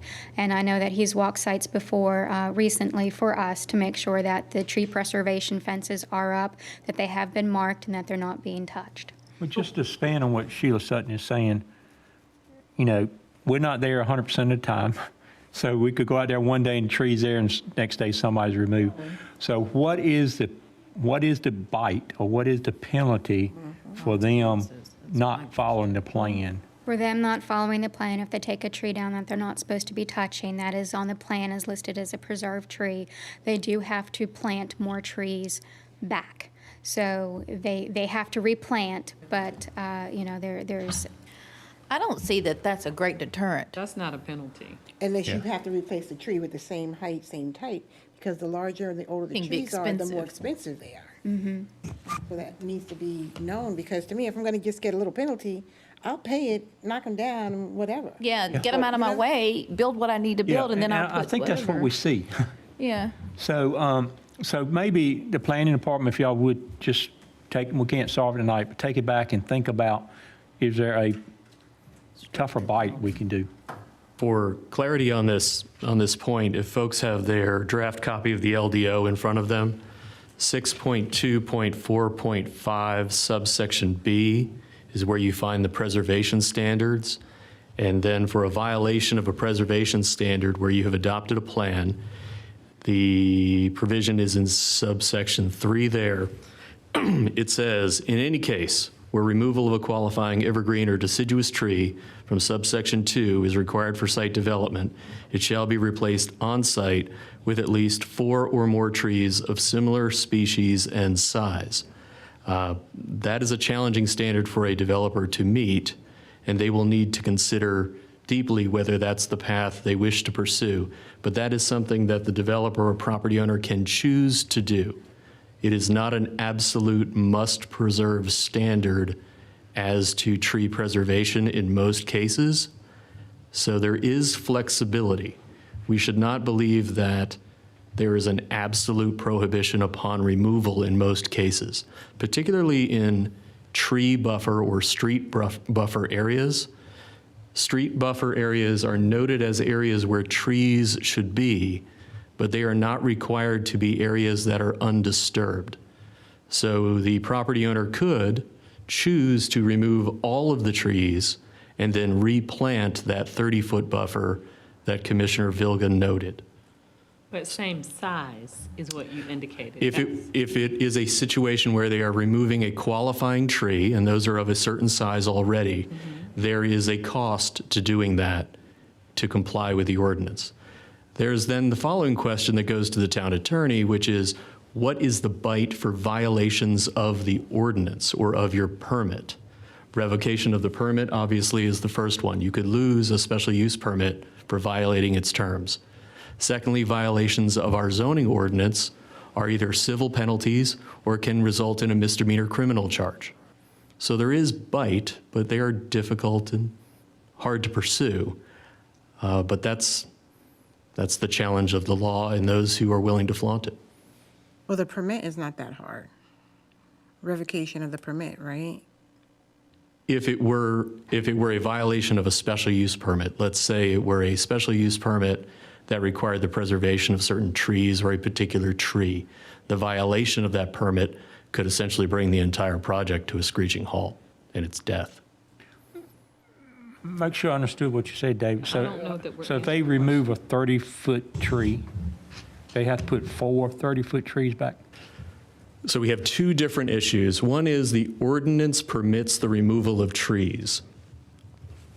Just full stop, period. You can remove almost any tree you want to if you really, really want to. Okay? If you choose that path, you will have to replant in accordance with the ordinance, and that could be expensive. And I believe that that is what the planning board and our consultant were shooting for. That is, let's create the incentives, the sticks and the carrots lined up in such a way that we get the sort of developments we want to see. If you are able to qualify for your tree preservation by using the inventory of existing foliage you already have, that is cheap, very cheap, costs nothing. If, on the other hand, you discover that given the topography of your site, it would cost more, given the topography of your site, to preserve the trees because of the cost of the cut and fill you'd have to do to preserve them, you might make a different development choice as the property owner.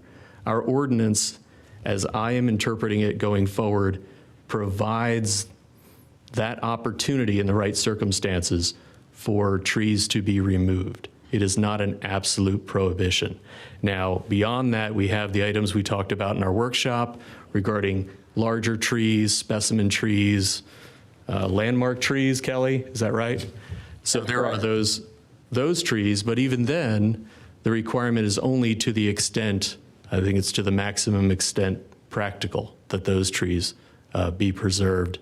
And staff would review that and would need to approve any of those removals. But it is worth a read through. I know that Commissioner Vilga has read it through carefully, but 6.2.4.5 sets out that structure, and it is a back and forth. If you do this, then this. If you do that, then something else. And staff will need to administer that before bringing it to the planning board. So in your opinion, it's not a toothless bite? If you are following the law, I believe the consultants have done a good job at trying to capture something that results in legal plans that give us what we want.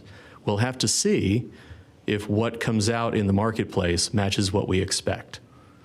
Now, if you are interested in violating the law, if you just don't give a darn and you take the backhoe out there and just clear cut the whole thing and thumb your nose at the planning department, that's where we turn to the courts. So why can't in that, and I haven't read that today, because I don't think I have that as an attachment. When I click on it, I don't. I'm pulling it from the town website. I don't even know where to pull it from, so I apologize for that. It's on a site. But when I'm looking at that, why can't it be that the buffer shall be preserved, if it can be preserved, whatever those feet are, preserved with those trees that are healthy, intact, native, whatever, that fit the profile. Or if they need to be removed, it's that. It's either or, not clear cut it, and if you clear cut it, oops, put some more trees up. Well, it is. Is that in there like that? No, it's in there as you pick at the front end. Before you do your project, you choose which path you're following. So why would we have them come forth with the proposal to cut down the trees if we want to preserve the trees? That doesn't make sense to me. I believe you could direct that to the consultant. My guess is that it's the balance of site conditions. That is, in some circumstances, the preservation of trees in a 30-foot strip along the front of the site could be very difficult, could be impractical, could be unattractive. Every site becomes its own project. Understood. The two examples that I'm using are both in the back of the property. So my concern is having some language in there that supports preserving those trees, buffer or, and that being a part of the plan when they come to staff. Can it be written in that way? Kelly, whoever I need to address this question to. I mean, so it definitely is, as Mr. Neal was saying, you know, there's the either or process. We actually had, I'll say, a little bit stricter standards the last time, and there was quite a bit of discussion that ensued at that point. But read 6.2.45 in its entirety, everything from, and that's the preservation components. So as Dave was talking, you know, there's not only the preservation standards, there are the what, you know, if for some reason you do remove trees or do this, here's the offside of this. Now, as Mr. Neal was very aptly talking about, there's going to be conditions where you cannot preserve the trees, whether it's because of grading, because of stormwater, because of utility improvements, or whatever may be required. And that's where that alternative comes into play. The other aspect of this is, in addition to the preservation plan that is required, as well as the landscape plan, there's also that tree removal permit process that's been established within that section. You know, it's not as clear cut, black and white, so to speak, to where, okay, all the trees around the buffer have to be preserved. Some of the trees either may not be healthy, they may be invasive, or there's a couple of other reasons that you may want to look at removing certain types of trees. But there again, you know, we've tried to make it as flexible in support of the city, of the town's wishes as far as tree preservation without being so onerous that nothing can be developed. I got you. I was just trying to understand the or based on what Dave just shared. And Commissioner Sutton, certainly there is, I was focused on the street buffer question, which is that 30-foot question that Commissioner Vilga raised.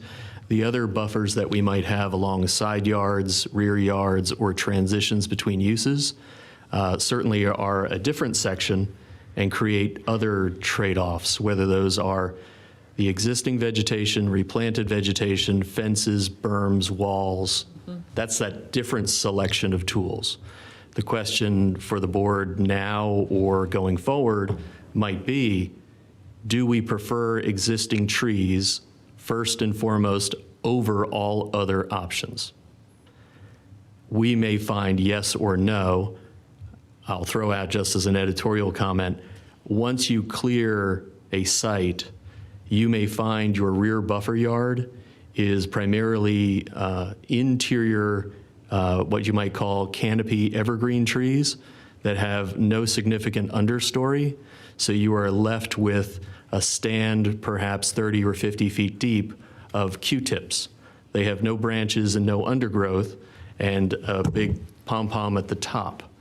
The neighbors might not think that's a very good buffer and may look for something to have been planted, or a fence or a berm or a wall. Again, I think it's case by case. Yeah. Okay. We will have this, we still gonna have at least a public hearing to talk about this if it comes up again. I mix Thank you, Q-tips and Paul. pom-poms. I Thank don't you, know what Paul, that for is. bringing up trees. Yeah, I mean, well, yeah. And see, that was my whole point in saying that this discussion can take place now, and it may not have to take place during the public hearing. You know what I mean? To get it addressed now. Yeah, I just thought there were some things in there that the board You would want just to need to hear. read 6.2.4.5. yeah. So Thanks. I do want to hear about this number 2 item, proposal to review as R3. I think we're very interested in seeing what that's going to be about. But I do have one other concern. Did we settle the open space? When I left the last meeting, I didn't hear a settlement on the open space. It was a percentages thrown out, but there was supposed to be some comparison of other municipalities. I was, again, not at the May 5th meeting, so if something transpired, I'm not aware. Yes, we did look at the open space again. We looked at what is being done in certain areas around the Wake County area and around our sister communities. And we did discuss, and I believe when we wrote this final draft, and I do believe there's a link in your memo to the website. It should be on there listed as attachments. It should be a link from the memo straight to the website where all this is posted, because it is about 500 pages. It doesn't go to that. It goes straight to the planning. It doesn't go to Okay. yeah. That's why I couldn't find it earlier. Okay. Yeah. That link it goes, it's straight on that, just so anybody who's watching this would like to follow along, especially at home. We do have a town website, rolesvillenc.gov, and under the departments, you go to planning. Under planning, you go to what's new and in progress. And we have the CTP at the top that was just approved May 4th. And the bottom half of the page is the LDO. You have all the steering committee meetings and minutes. You have the draft LDO, the Appendix A, the Appendix B, and the zoning map links right there in the middle of the page. And that is where you'll find the documents. So if anybody's trying to follow along at home, that is where you see those documents on our website. So yes, we did talk about the open space. We did make some changes to that. And I'm going to have Kelly and James chime in here at this point because my mind is a little bit fuzzy on where we ended up. But I believe we ended back at more than 10%, but not the original 40% we had listed. So Kelly, can you take it from there?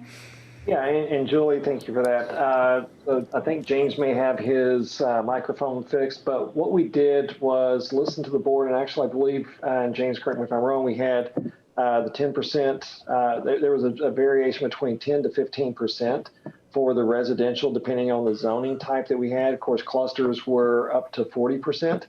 And then on the non-residential, we actually provide or require, I believe it is between 5 and 10%, whether it's one of the mixed-use areas or the commercial, the non-residential areas. Kelly, if I recall, depending on the zoning, it was a step process, was it not? Yes, sir, you're absolutely correct. The more dense it got, the more stepped up the open space required. Is that where we landed? Because at first it was no incentive for have less density. It was all the same number, but I think we went to a step process, right? You are absolutely correct, Mayor. Still trying to get there.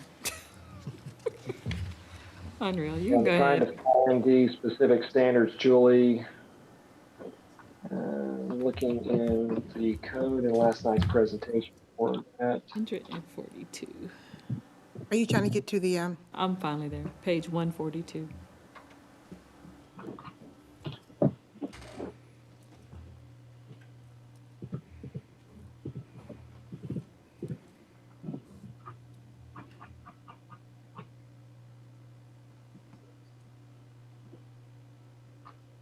Hey, Kelly, can you hear me now? There we Yes, are, James. Hello. Hey, so sorry about that. I've been fighting my mic all night. Yes, I believe where we did end up was a 10% open space for the residential low and the residential medium. And then as the mayor pointed out, we did do that step up 15% for the residential high density. So there's that tiered approach. As they become more dense, more open space is required. And that's 10% in addition to defined recreation area. Is that correct? The open space is just the 10%, and then there's a defined recreation area, correct? Yeah, you have to provide a type. And so it's not just open space. You have to provide the type of small, medium, or large. And we have that listed in the open space categories of what a small, medium, and large entails and what you have to have in those areas. Okay, that's the part I needed. Okay, thank you. I guess for dense for dense subdivision like our, what we used to call them, PUDs, and high-density PUDs and R3. So it did go from 10 to 15, is that what we're saying? So Yes. increased, open space requirement increased for the higher density places, but for the lower density, it stayed the same at 10%. Is that kind of what I'm hearing? Correct, Yes, Mayor. And yes. just for reference, that is section 6.21 of the proposed LDO. When you start getting into subsection D, the minimum open space requirements, and it does line out the residential, and it also has the tiered approaches, whether or not it's greater than 50 acres or less than 50 acres, and also the mixed use with a similar type of tiered system, and then the mixed use areas as well. And as Julie was saying, once you get into that open space component, then it starts to get into whether it's active or passive recreation and how those areas are identified and provided. Yeah. I think I'd like to see 10% on the low, 12 on the medium, and 15 on the high. So what is medium? Is it medium is the only difference? Yeah. Medium right now is 10%, You want to see it higher than 10? just 12. I mean, it's not, it's in between the 10 Is that and like 15. a random, oh, okay, I'm like, is that like a? So low, random high number? stays the same? You Yeah, just, and put medium in 12. 10, 12, 15. Yeah. But that's just a random number. It's the middle of Yeah. 10 to 15. No, so- no, but I'm saying, because you guys didn't have that, you had 10. Right, we had 10, And then 10, 15, and 15. So he's saying split the difference in the No, no, median. I'm not knocking No, it, no. it's okay. I'm That just- that way. So it's not really random. He's splitting the difference between the 10 and the 15 for the medium density. So it's Okay. not just a random number. He's doing the mathematical stepping between Because the we have a lot the of three. medium density. I guess I meant random in the sense, and not to be funny, how you base the overall mapping of it. That's too hard. Does that make sense? So the percentage on the site itself is still, they still have the site layout design that they can do for their site. So they still have that design freedom to put the open space in sections that make sense to the site development, but the site development will have to have at least that 12% or that 10% or that 15%. So Okay. they still have design freedom, but it still has to comply with the ordinances. Okay, so that's so, what I meant by that. so does the board want to give direction on Paul's suggestion? I'm okay with it. Every site is different. I mean, when you're talking about open space, what's usable, what's not, I mean, especially with the topo and terrain and rock that we have. And all I mean, riparian I don't buffers. have, and the riparian buffers and things like that. If you're looking for a silver bullet that's going to cure everything, we're going to be here for 3 or 4 weeks. Right. I don't have a problem with 10, 12, or 15. But, And I'm not but you looking can for a only silver do bullet. so much. But I'm looking for us to be proactive in what we want instead of waiting for developers to come and then we're reactive. And that's been our history. So as long as we can address that, we have something that they can follow and we can be reasonable, I'm fine with that. Well, I feel like we have and I sit in on every one of these meetings, and I feel like what we've done, and what we're proposing, it has some bite in it, and we'll be able to do more things than we've done in the past. So I'm okay with 10, 12, 15. And I think the consensus of the board, they're okay with Okay, it too. we'll go see- back and change that I for the see final nods draft. around the board on that. Okay. And that's more than the 10 we had across the board on the other thing. Yeah. Yeah, right And now be it's quite just 10 frankly, we across don't the get board. any lows, so, that's a moot point almost. And Julie, just so you know, the typing you're hearing is I'm making comments in the master draft Okay. that we have. So I'm capturing these comments. All right. Any other ones before we get to the R3? Any other things to remember? Hold on 1 second. Okay. I'm sorry, these are just my notes that I wanted. I just have a question for Dave. At the end of this meeting, are you going to go over the, what the House and the Senate came up with? Will that be at the end of this meeting or at our planning board meeting? Because those are pretty interesting steps that they took. Commissioner Medley, I'm happy to discuss that at the board's pleasure. those items are still pending as bills. They did make crossover, but they have not been adopted. And those were only the planning and zoning matters. If we were to talk about the matters affecting local government and the board's consideration, unfortunately, I'd have an even longer list. Okay, all right. Thank you. Or fortunately, that's depending how you look at it. Okay, anything else, Julie? No, that was the end of our presentation, and then if you would like to dismiss me, I'll turn it over to Jason. Don't go far. All right. Thank you, Julie. I know this Great was job. Kelly, I'm signing out, so I can give Jason the screen back. I just want to say she's done a tremendous job in the last 6-8 months on getting this thing together. Thank you. Getting it really close to the finish line. I am so close. So just push it a little bit further and you'll have it over. But I am so excited. And I know you'll be extremely glad when it's got that final approval. But Yes, and I I'm really excited to appreciate bring it. our first couple of developments through so you can actually see this in action. I think that'll help you really put how we've envisioned this together and make sure we've hit the mark. Right. And then if we've not, we'll do text amendments and we'll get it right. But this way, when we bring stuff forward, it'll be easier for you to really see what we envision as each side brings something a little bit different to the town. Yeah, and I appreciate. And I would like to say finally, I believe you did a really good job listening to the board, and I think all that's baked into the product we get in there. So, great job. Appreciate all you did. Thank you very Yes, much. I thank you appreciate so it. much. I Thank know that you. was a lot of work. And thank you for Good job. pictures. I was gonna say that, Sheila. I was just getting ready to say that, because did you look at the old one? No pictures, lots and lots pictures. of work. Thanks for Yes, pictures, that is Kelly. something that we wanted to make sure helped this time. So yes, thank you. We like pictures. All right, and with that said, let's go a little easy on the new guy. Break them in a little bit before we get too tough. He's ready. Good evening, Mayor, members of the commissioners. I have before you tonight a proposal we've put together on the townhome analysis. So what I've really done here, I want to provide a little bit of background of how we got to where we currently are, look at a strategic plan and how that aligns with that, talk a little bit about the current regulatory environment as it pertains to townhomes, and finally I have a proposed process for doing an evaluation. I'm really big on letting data drive some of the decisions we make, and so what I want to do is give you the data to make really informed decisions at the end of the day. So I'm proposing a data-driven exercise that will allow us to kind of look at townhomes in the light of our various regulatory environments. So with that, I think prior to July 2020, the R3 zoning district would only permit townhomes and multifamily developments, and it was capped at a 20-acre size. And so developer had a proposal for a community that would introduce single family in kind of mixed in with townhomes. And in order to do that in R3 zoning to get that density, they requested a text amendment from the Board of Commissioners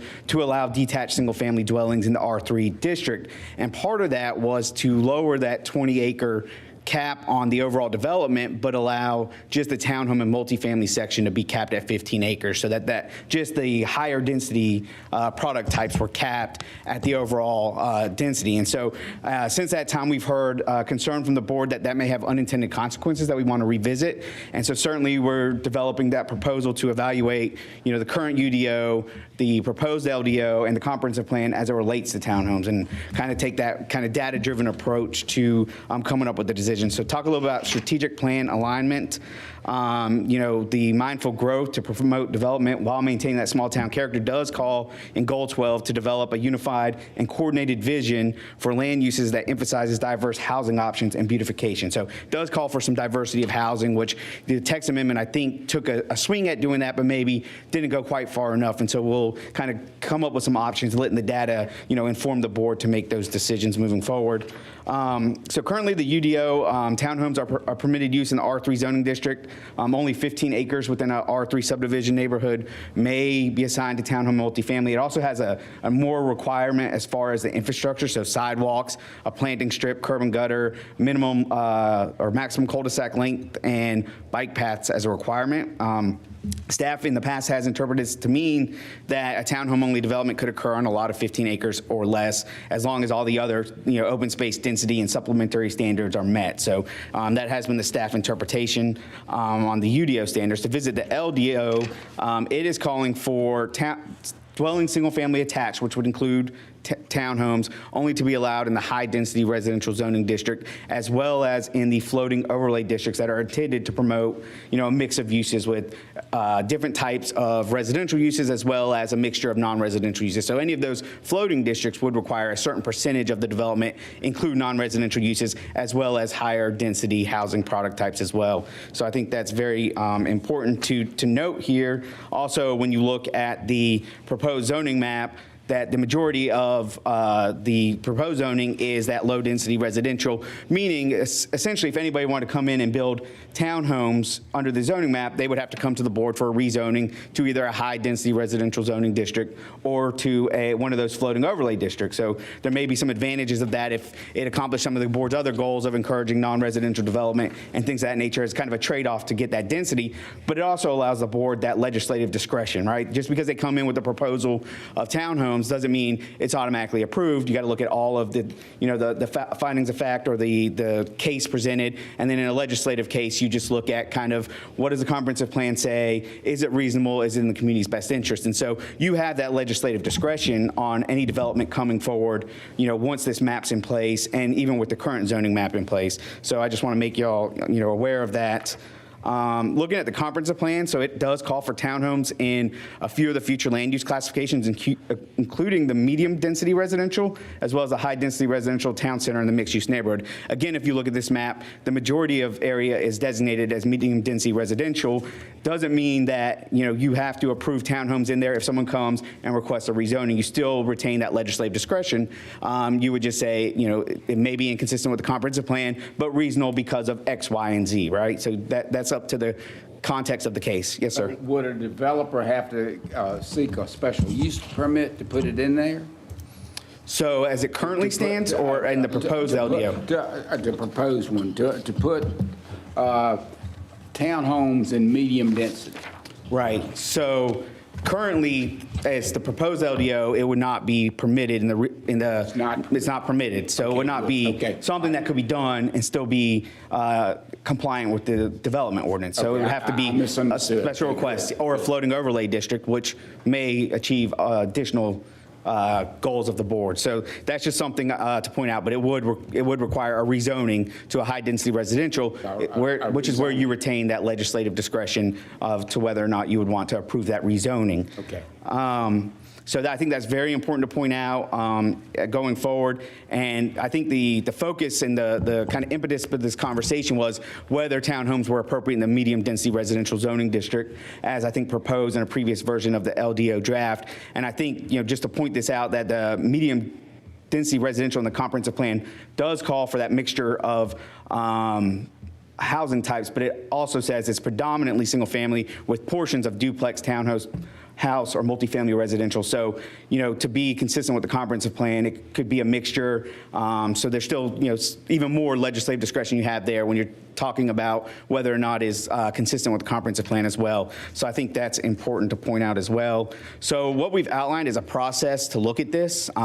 We really, where we're at, with our staff capacity and bandwidth, is really need to get the LDO kind of to the finish line. And we think, based on those things I just outlined, that, there's not a lot of exposure, where you're going to have a plethora of requests for townhomes that, for some reason or another, you're required to approve, right? They're still going to have to come in for a rezoning. You still have that discretion. There's still regulatory tools in place to make sure it's, quality development, things of that nature. So we don't see a lot of exposure there. So what we're proposing is a process to, move forward with the LDO, whether that's June 1st or June 15th, and then allow staff to do this analysis through the June and July timeframe, so we can really, get the data, get enough data to provide you with different options that could work for you, and get you to a place where you're comfortable, and then come back at July 20th at the work session to present that analysis and provide options to the board, and then come back at later date with some actions based on that feedback for us. And so with that, we've designed kind of a data-driven exercise where if you look at the left-hand side of the screen, you have what I would call the input. So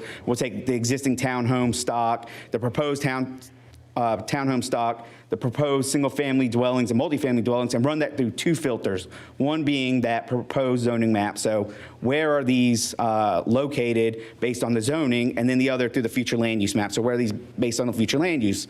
And what the outputs of that would be kind of a stock of what are the number of townhomes existing and proposed, what are the number of the townhomes in the current, or percentage of townhomes in the current housing stock, and that way we can, you can make determinations. Are you comfortable with where we're at? Are we good? Should we increase it, decrease it, and look at things like that. Also looking at the percentage of townhomes in proposed developments.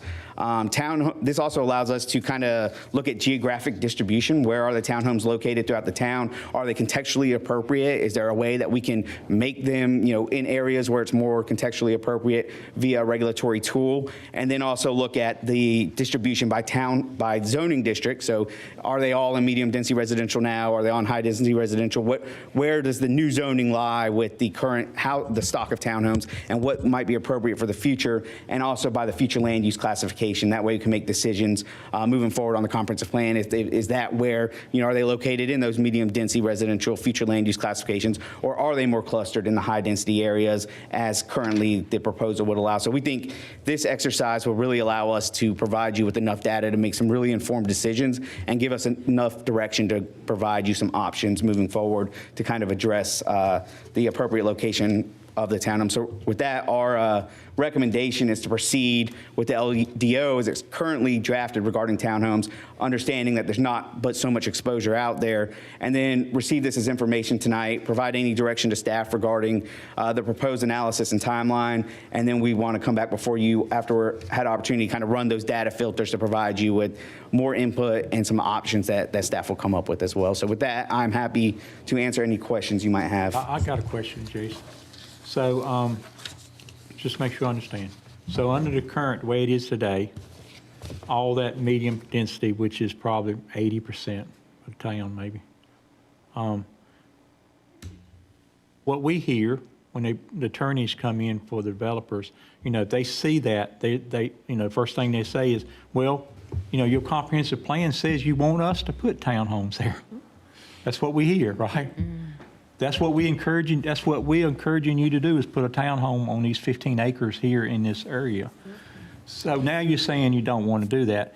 So that's the way it is today. So come July 1, will that change, or does that be the exact same thing? So the comprehensive plan won't change July 1. What will change is the allowance for townhomes will only be in high-density residential zoning districts. So that will change. That will change. And so, and I won't speak for the town attorney, but just because it says in your comprehensive plan you can do that doesn't mean for a rezoning, you have to consider whether it's consistent or not, but ultimately you decide what's reasonable to approve or not based on the context of the rezoning request. Yeah, so just make sure, I think all of us want to make sure we understand this pretty clear. So today, all that area which is medium density, which is kind of yellow looking, you can put townhomes in. Or we encouraging, the words that we hear, we're encouraging you to put townhomes in here. Because you can put them anywhere if we okay it, right? So, but come July 1, it's only going to be, we're only encouraging it in those brown areas, those dark areas, is that right? Are those the high-density areas? Not necessarily. So what I would say today, even yesterday, right, that what it says in the comprehensive plan is in the medium density residential future land use classification, that it is predominantly single-family residential uses with portions of duplex, townhouse, and multifamily residential, right? So, an interpretation of that might be contrary to, having a standalone townhome is that it should be a mixed density residential neighborhood in the medium density residential zoning classification. So even though if someone was to make the case, we think that means townhomes only, I don't think that takes away any of the board's ability to interpret this section the way they see fit, depending on the individual rezoning request in front of you at the time. I think it's important how you interpret that. Yeah. Right. And after July the 1st, which this board should really like, they cannot do it without it being rezoned.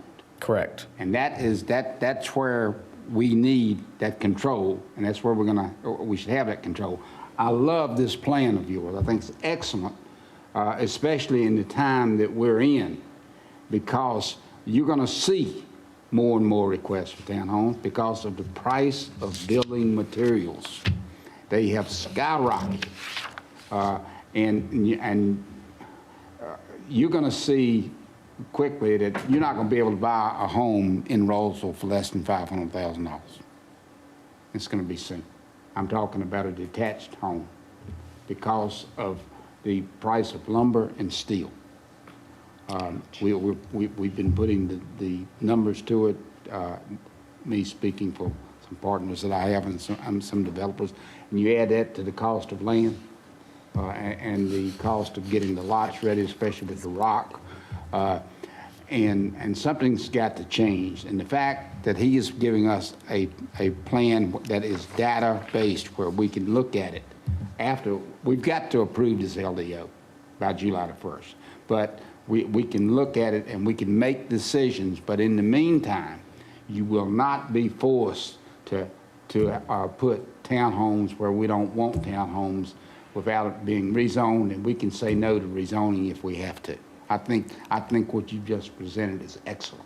Thank you. So what happens to pipeline projects we have right now? Exactly. Yeah, anything in the pipeline now would follow the choice of what ordinance they want to follow, right? So the Permit Choice Act allows anything that's proposed prior to a new ordinance being adopted to continue with either the old ordinance or the new ordinance up to the decision of the developer. I still say I think the majority of what's coming through that are predominantly townhomes are still seeking rezonings, which means you still have the legislative discretion to choose based on the context of that case whether or not you want to approve that rezoning. I think the special use permit comes after the rezoning. So you rezone the land, then they come in with a special use permit.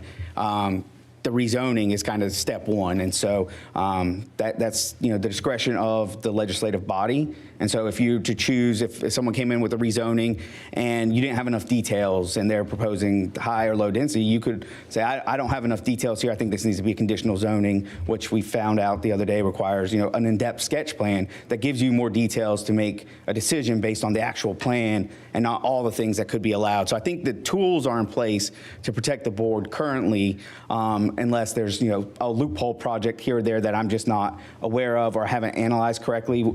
But in that case, there's still the process that has to be done, and our goal will always be to ensure quality development, and that what's coming across is going to be something that stands the test of time. But ultimately, I think anything that needs a rezoning, still this board controls the legislation of rezoning property or not. And so I think that's step one. And a lot of times I think you get the details of the special use permit side of things, not the rezoning side of things, and that may be where it feels a little forced sometimes, but that's not necessarily the case. And our goal will be that when we bring you something as far as the rezoning, that you have enough details to make that informed decision. Well, I like your plan too. I think that's excellent. I'm glad that you came with a plan and a vision. My concern though is when I look at this medium density comprehensive plan, and then looking at R3 and how it's listed right now and what we had visit us a couple weeks ago, that blew my mind. Like, I wouldn't have thought that would even popped up, but then I'm not trying to work myself into a community. So I understand people are gonna look at all their options. So I'm concerned about things like that because that was not our intent, to have that. So I just wanna make sure that's addressed and that it's also fair to developers coming in so they have the correct information so they're not wasting their time as well. So that's my concern, kind of this interim space in these projects that are coming through. Yeah, absolutely. And I think, that's the way I would approach anything like this is, I look at community building as being a very iterative process, and we're going to do things and we're going to learn from the things we do, and we're going to keep continuing to improve on those things. And so, what we kind of saw the other night was kind of, hey, this is not something we intended to be this way. What are the tools we have in place today that can address that? And I think the exposure, honestly, in this interim is very low. I think there are some projects in the pipeline that there may be a hard conversation has to be had or a decision that has to be made that might not be, in the favor of someone who's, requesting a rezoning request. But in the, interim, I think the tools are in place to protect the Board of Commissioners on whatever decision you make in that legislative case or any legislative case for that matter. I also think it's important to know moving forward, the comprehensive plan is here and written a certain way where townhomes are part of the medium density residential. It doesn't always have to be that way. There's always opportunity to, amend that. What I didn't want to come in with tonight was, hey, here's the solution. I'm going to fix this, right? I want to say, what does the data tell us? What is the problem here, and how do we collectively work towards a solution that gives the board the ability to make decisions on rezoning requests, creates a transparent and very easy navigatable process for the development community, because that's what they want. They're willing to invest in the community. They just want a transparent process where they know if I do X, Y, and Z, I'll get approval, not X, Y, Z, and then and there's also the next part of the process. They want to go through it as quickly as possible with a very transparent process. And so, there are tools that can do that. And so what we're going to do, is let the data kind of help us get you enough data to make a very informed decision, and not necessarily come in with a prescription on how to fix this for you, but give you the data to help drive that question. Then we'll come up with some options for the board. So even though we have the or in the R3, the little or, the little conjunction, or whatever you call that, the little or there, article, whatever you call that, or, and it came out where they proposed just townhomes, this comprehensive plan language protects us from that, or gives us. Right, you could find the rezoning of just townhomes based on this language if you chose to be inconsistent with the comprehensive plan. You could also find it to be consistent with the comprehensive plan, because it is some townhomes, and that's a matter of interpretation, but you have that legislative ability as a board to make that decision. I think what's important to know is that, even if it was inconsistent with the comprehensive plan and you wanted to approve it, you can do that. Yeah. If it was consistent with the comprehensive plan and you want to deny it, you have the ability to do that. You just have to have reasons why it's not reasonable and in the public's best interest. And so those need to be clearly articulated if you're going to make that decision. But you've got to that kind of legislative authority in a rezoning case. You don't necessarily have the same, legislative discretion in a quasi-judicial matter. You got to listen to the evidence that's presented to you during that case and make your decision based on that testimony. So just important to know there's difference in the different, mechanisms for approval.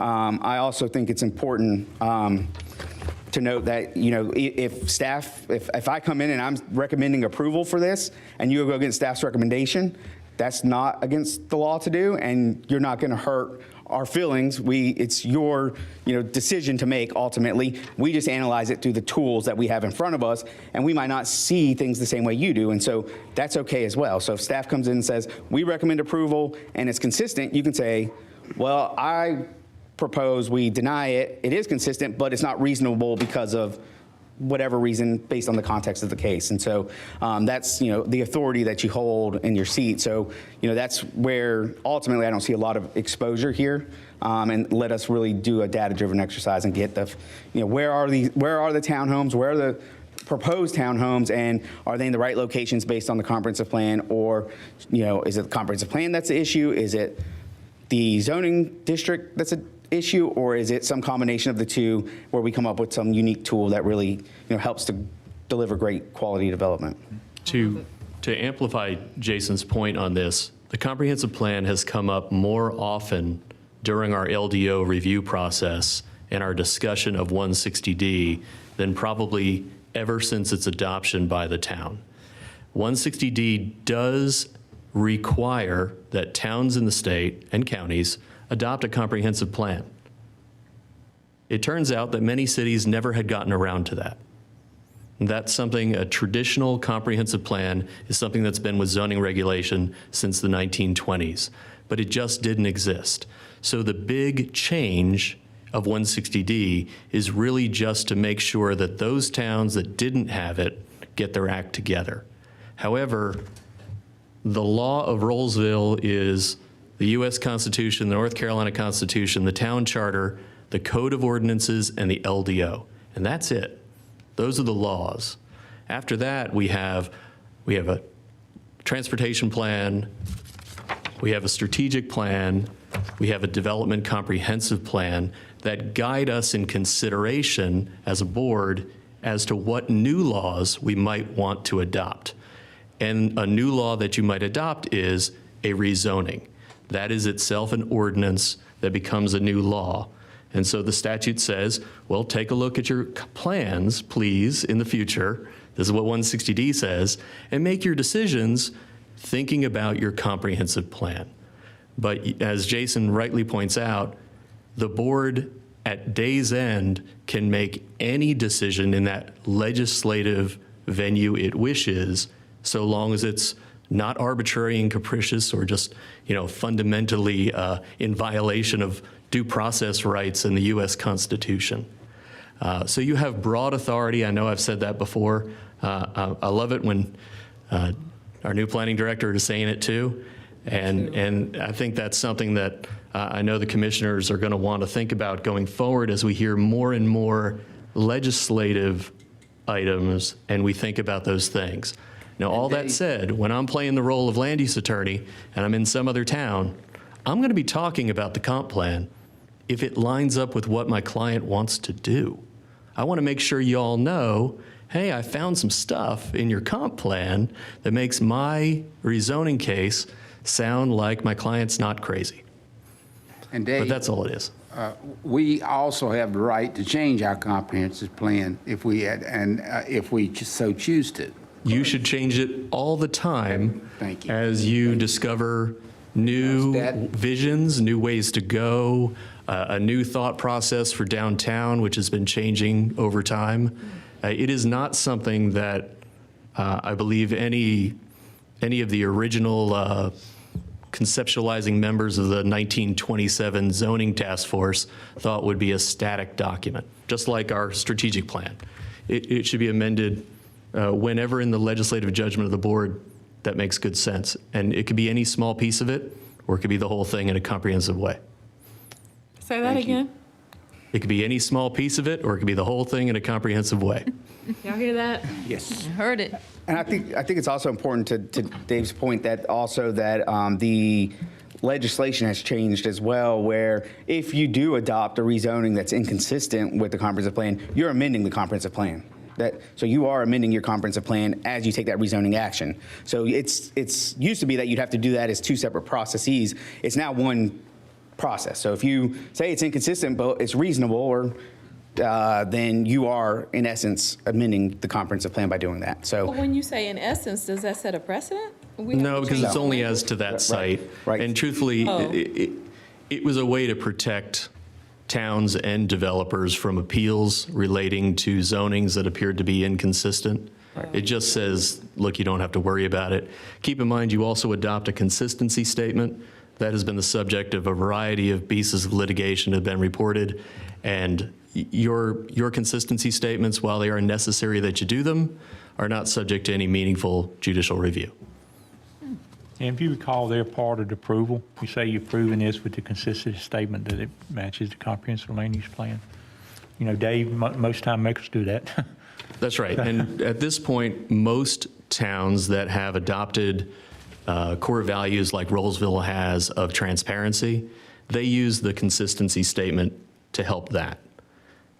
It really does help a lot if a lot of folks have come out to speak, or the developer has spent a lot of time on a sketch plan, if the vote is accompanied by a meaningful consistency statement that shows that the board really did think about it. It helps. Okay, well, I'm gonna say thank you. This was your first time, and we didn't give you a softball on the first one. This was a tough one. R3 is, something we struggle with.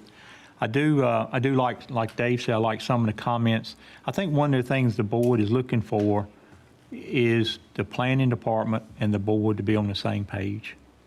And I think, I'm kind of hearing that you're going to look at what we say in here and figure out, are we on the same page of what, last thing we want to do is get into a board meeting with a plan that, we look around and say, where did that come from, So I really think you're making a big effort to get everybody on the same page. So appreciate that. Absolutely. Good job. Thank you. I appreciate it Thank you. very much so. Great job. How long do you think it's going to take you? We'll bring it back July 20th. Yep. Okay. Yep. We'll bring back options July 20th, and then just depending on the direction, it will dictate what the process looks like. Perfect. Thank you. Thank you. Okay, thank you, appreciate that. Item 3, I need a motion to go into closed session. I make Mr. a Mayor, motion. I'm sorry. You want to do it? Is it this here? Yeah, just read it, yeah. I make a motion for us to go into closed session pursuant to North Carolina General Statute, Section 143-318.11A5, to establish or instruct the town staff concerning the position to be taken by or on behalf of the town in negotiating the price and other material terms of a contract or proposed contract for the acquisition of real property by purchase, option, exchange, or lease. I'll second the motion. All right, so I got a motion and a second. Is there any other discussion? If not, all in favor say aye. Aye. Any noes? Not hearing any.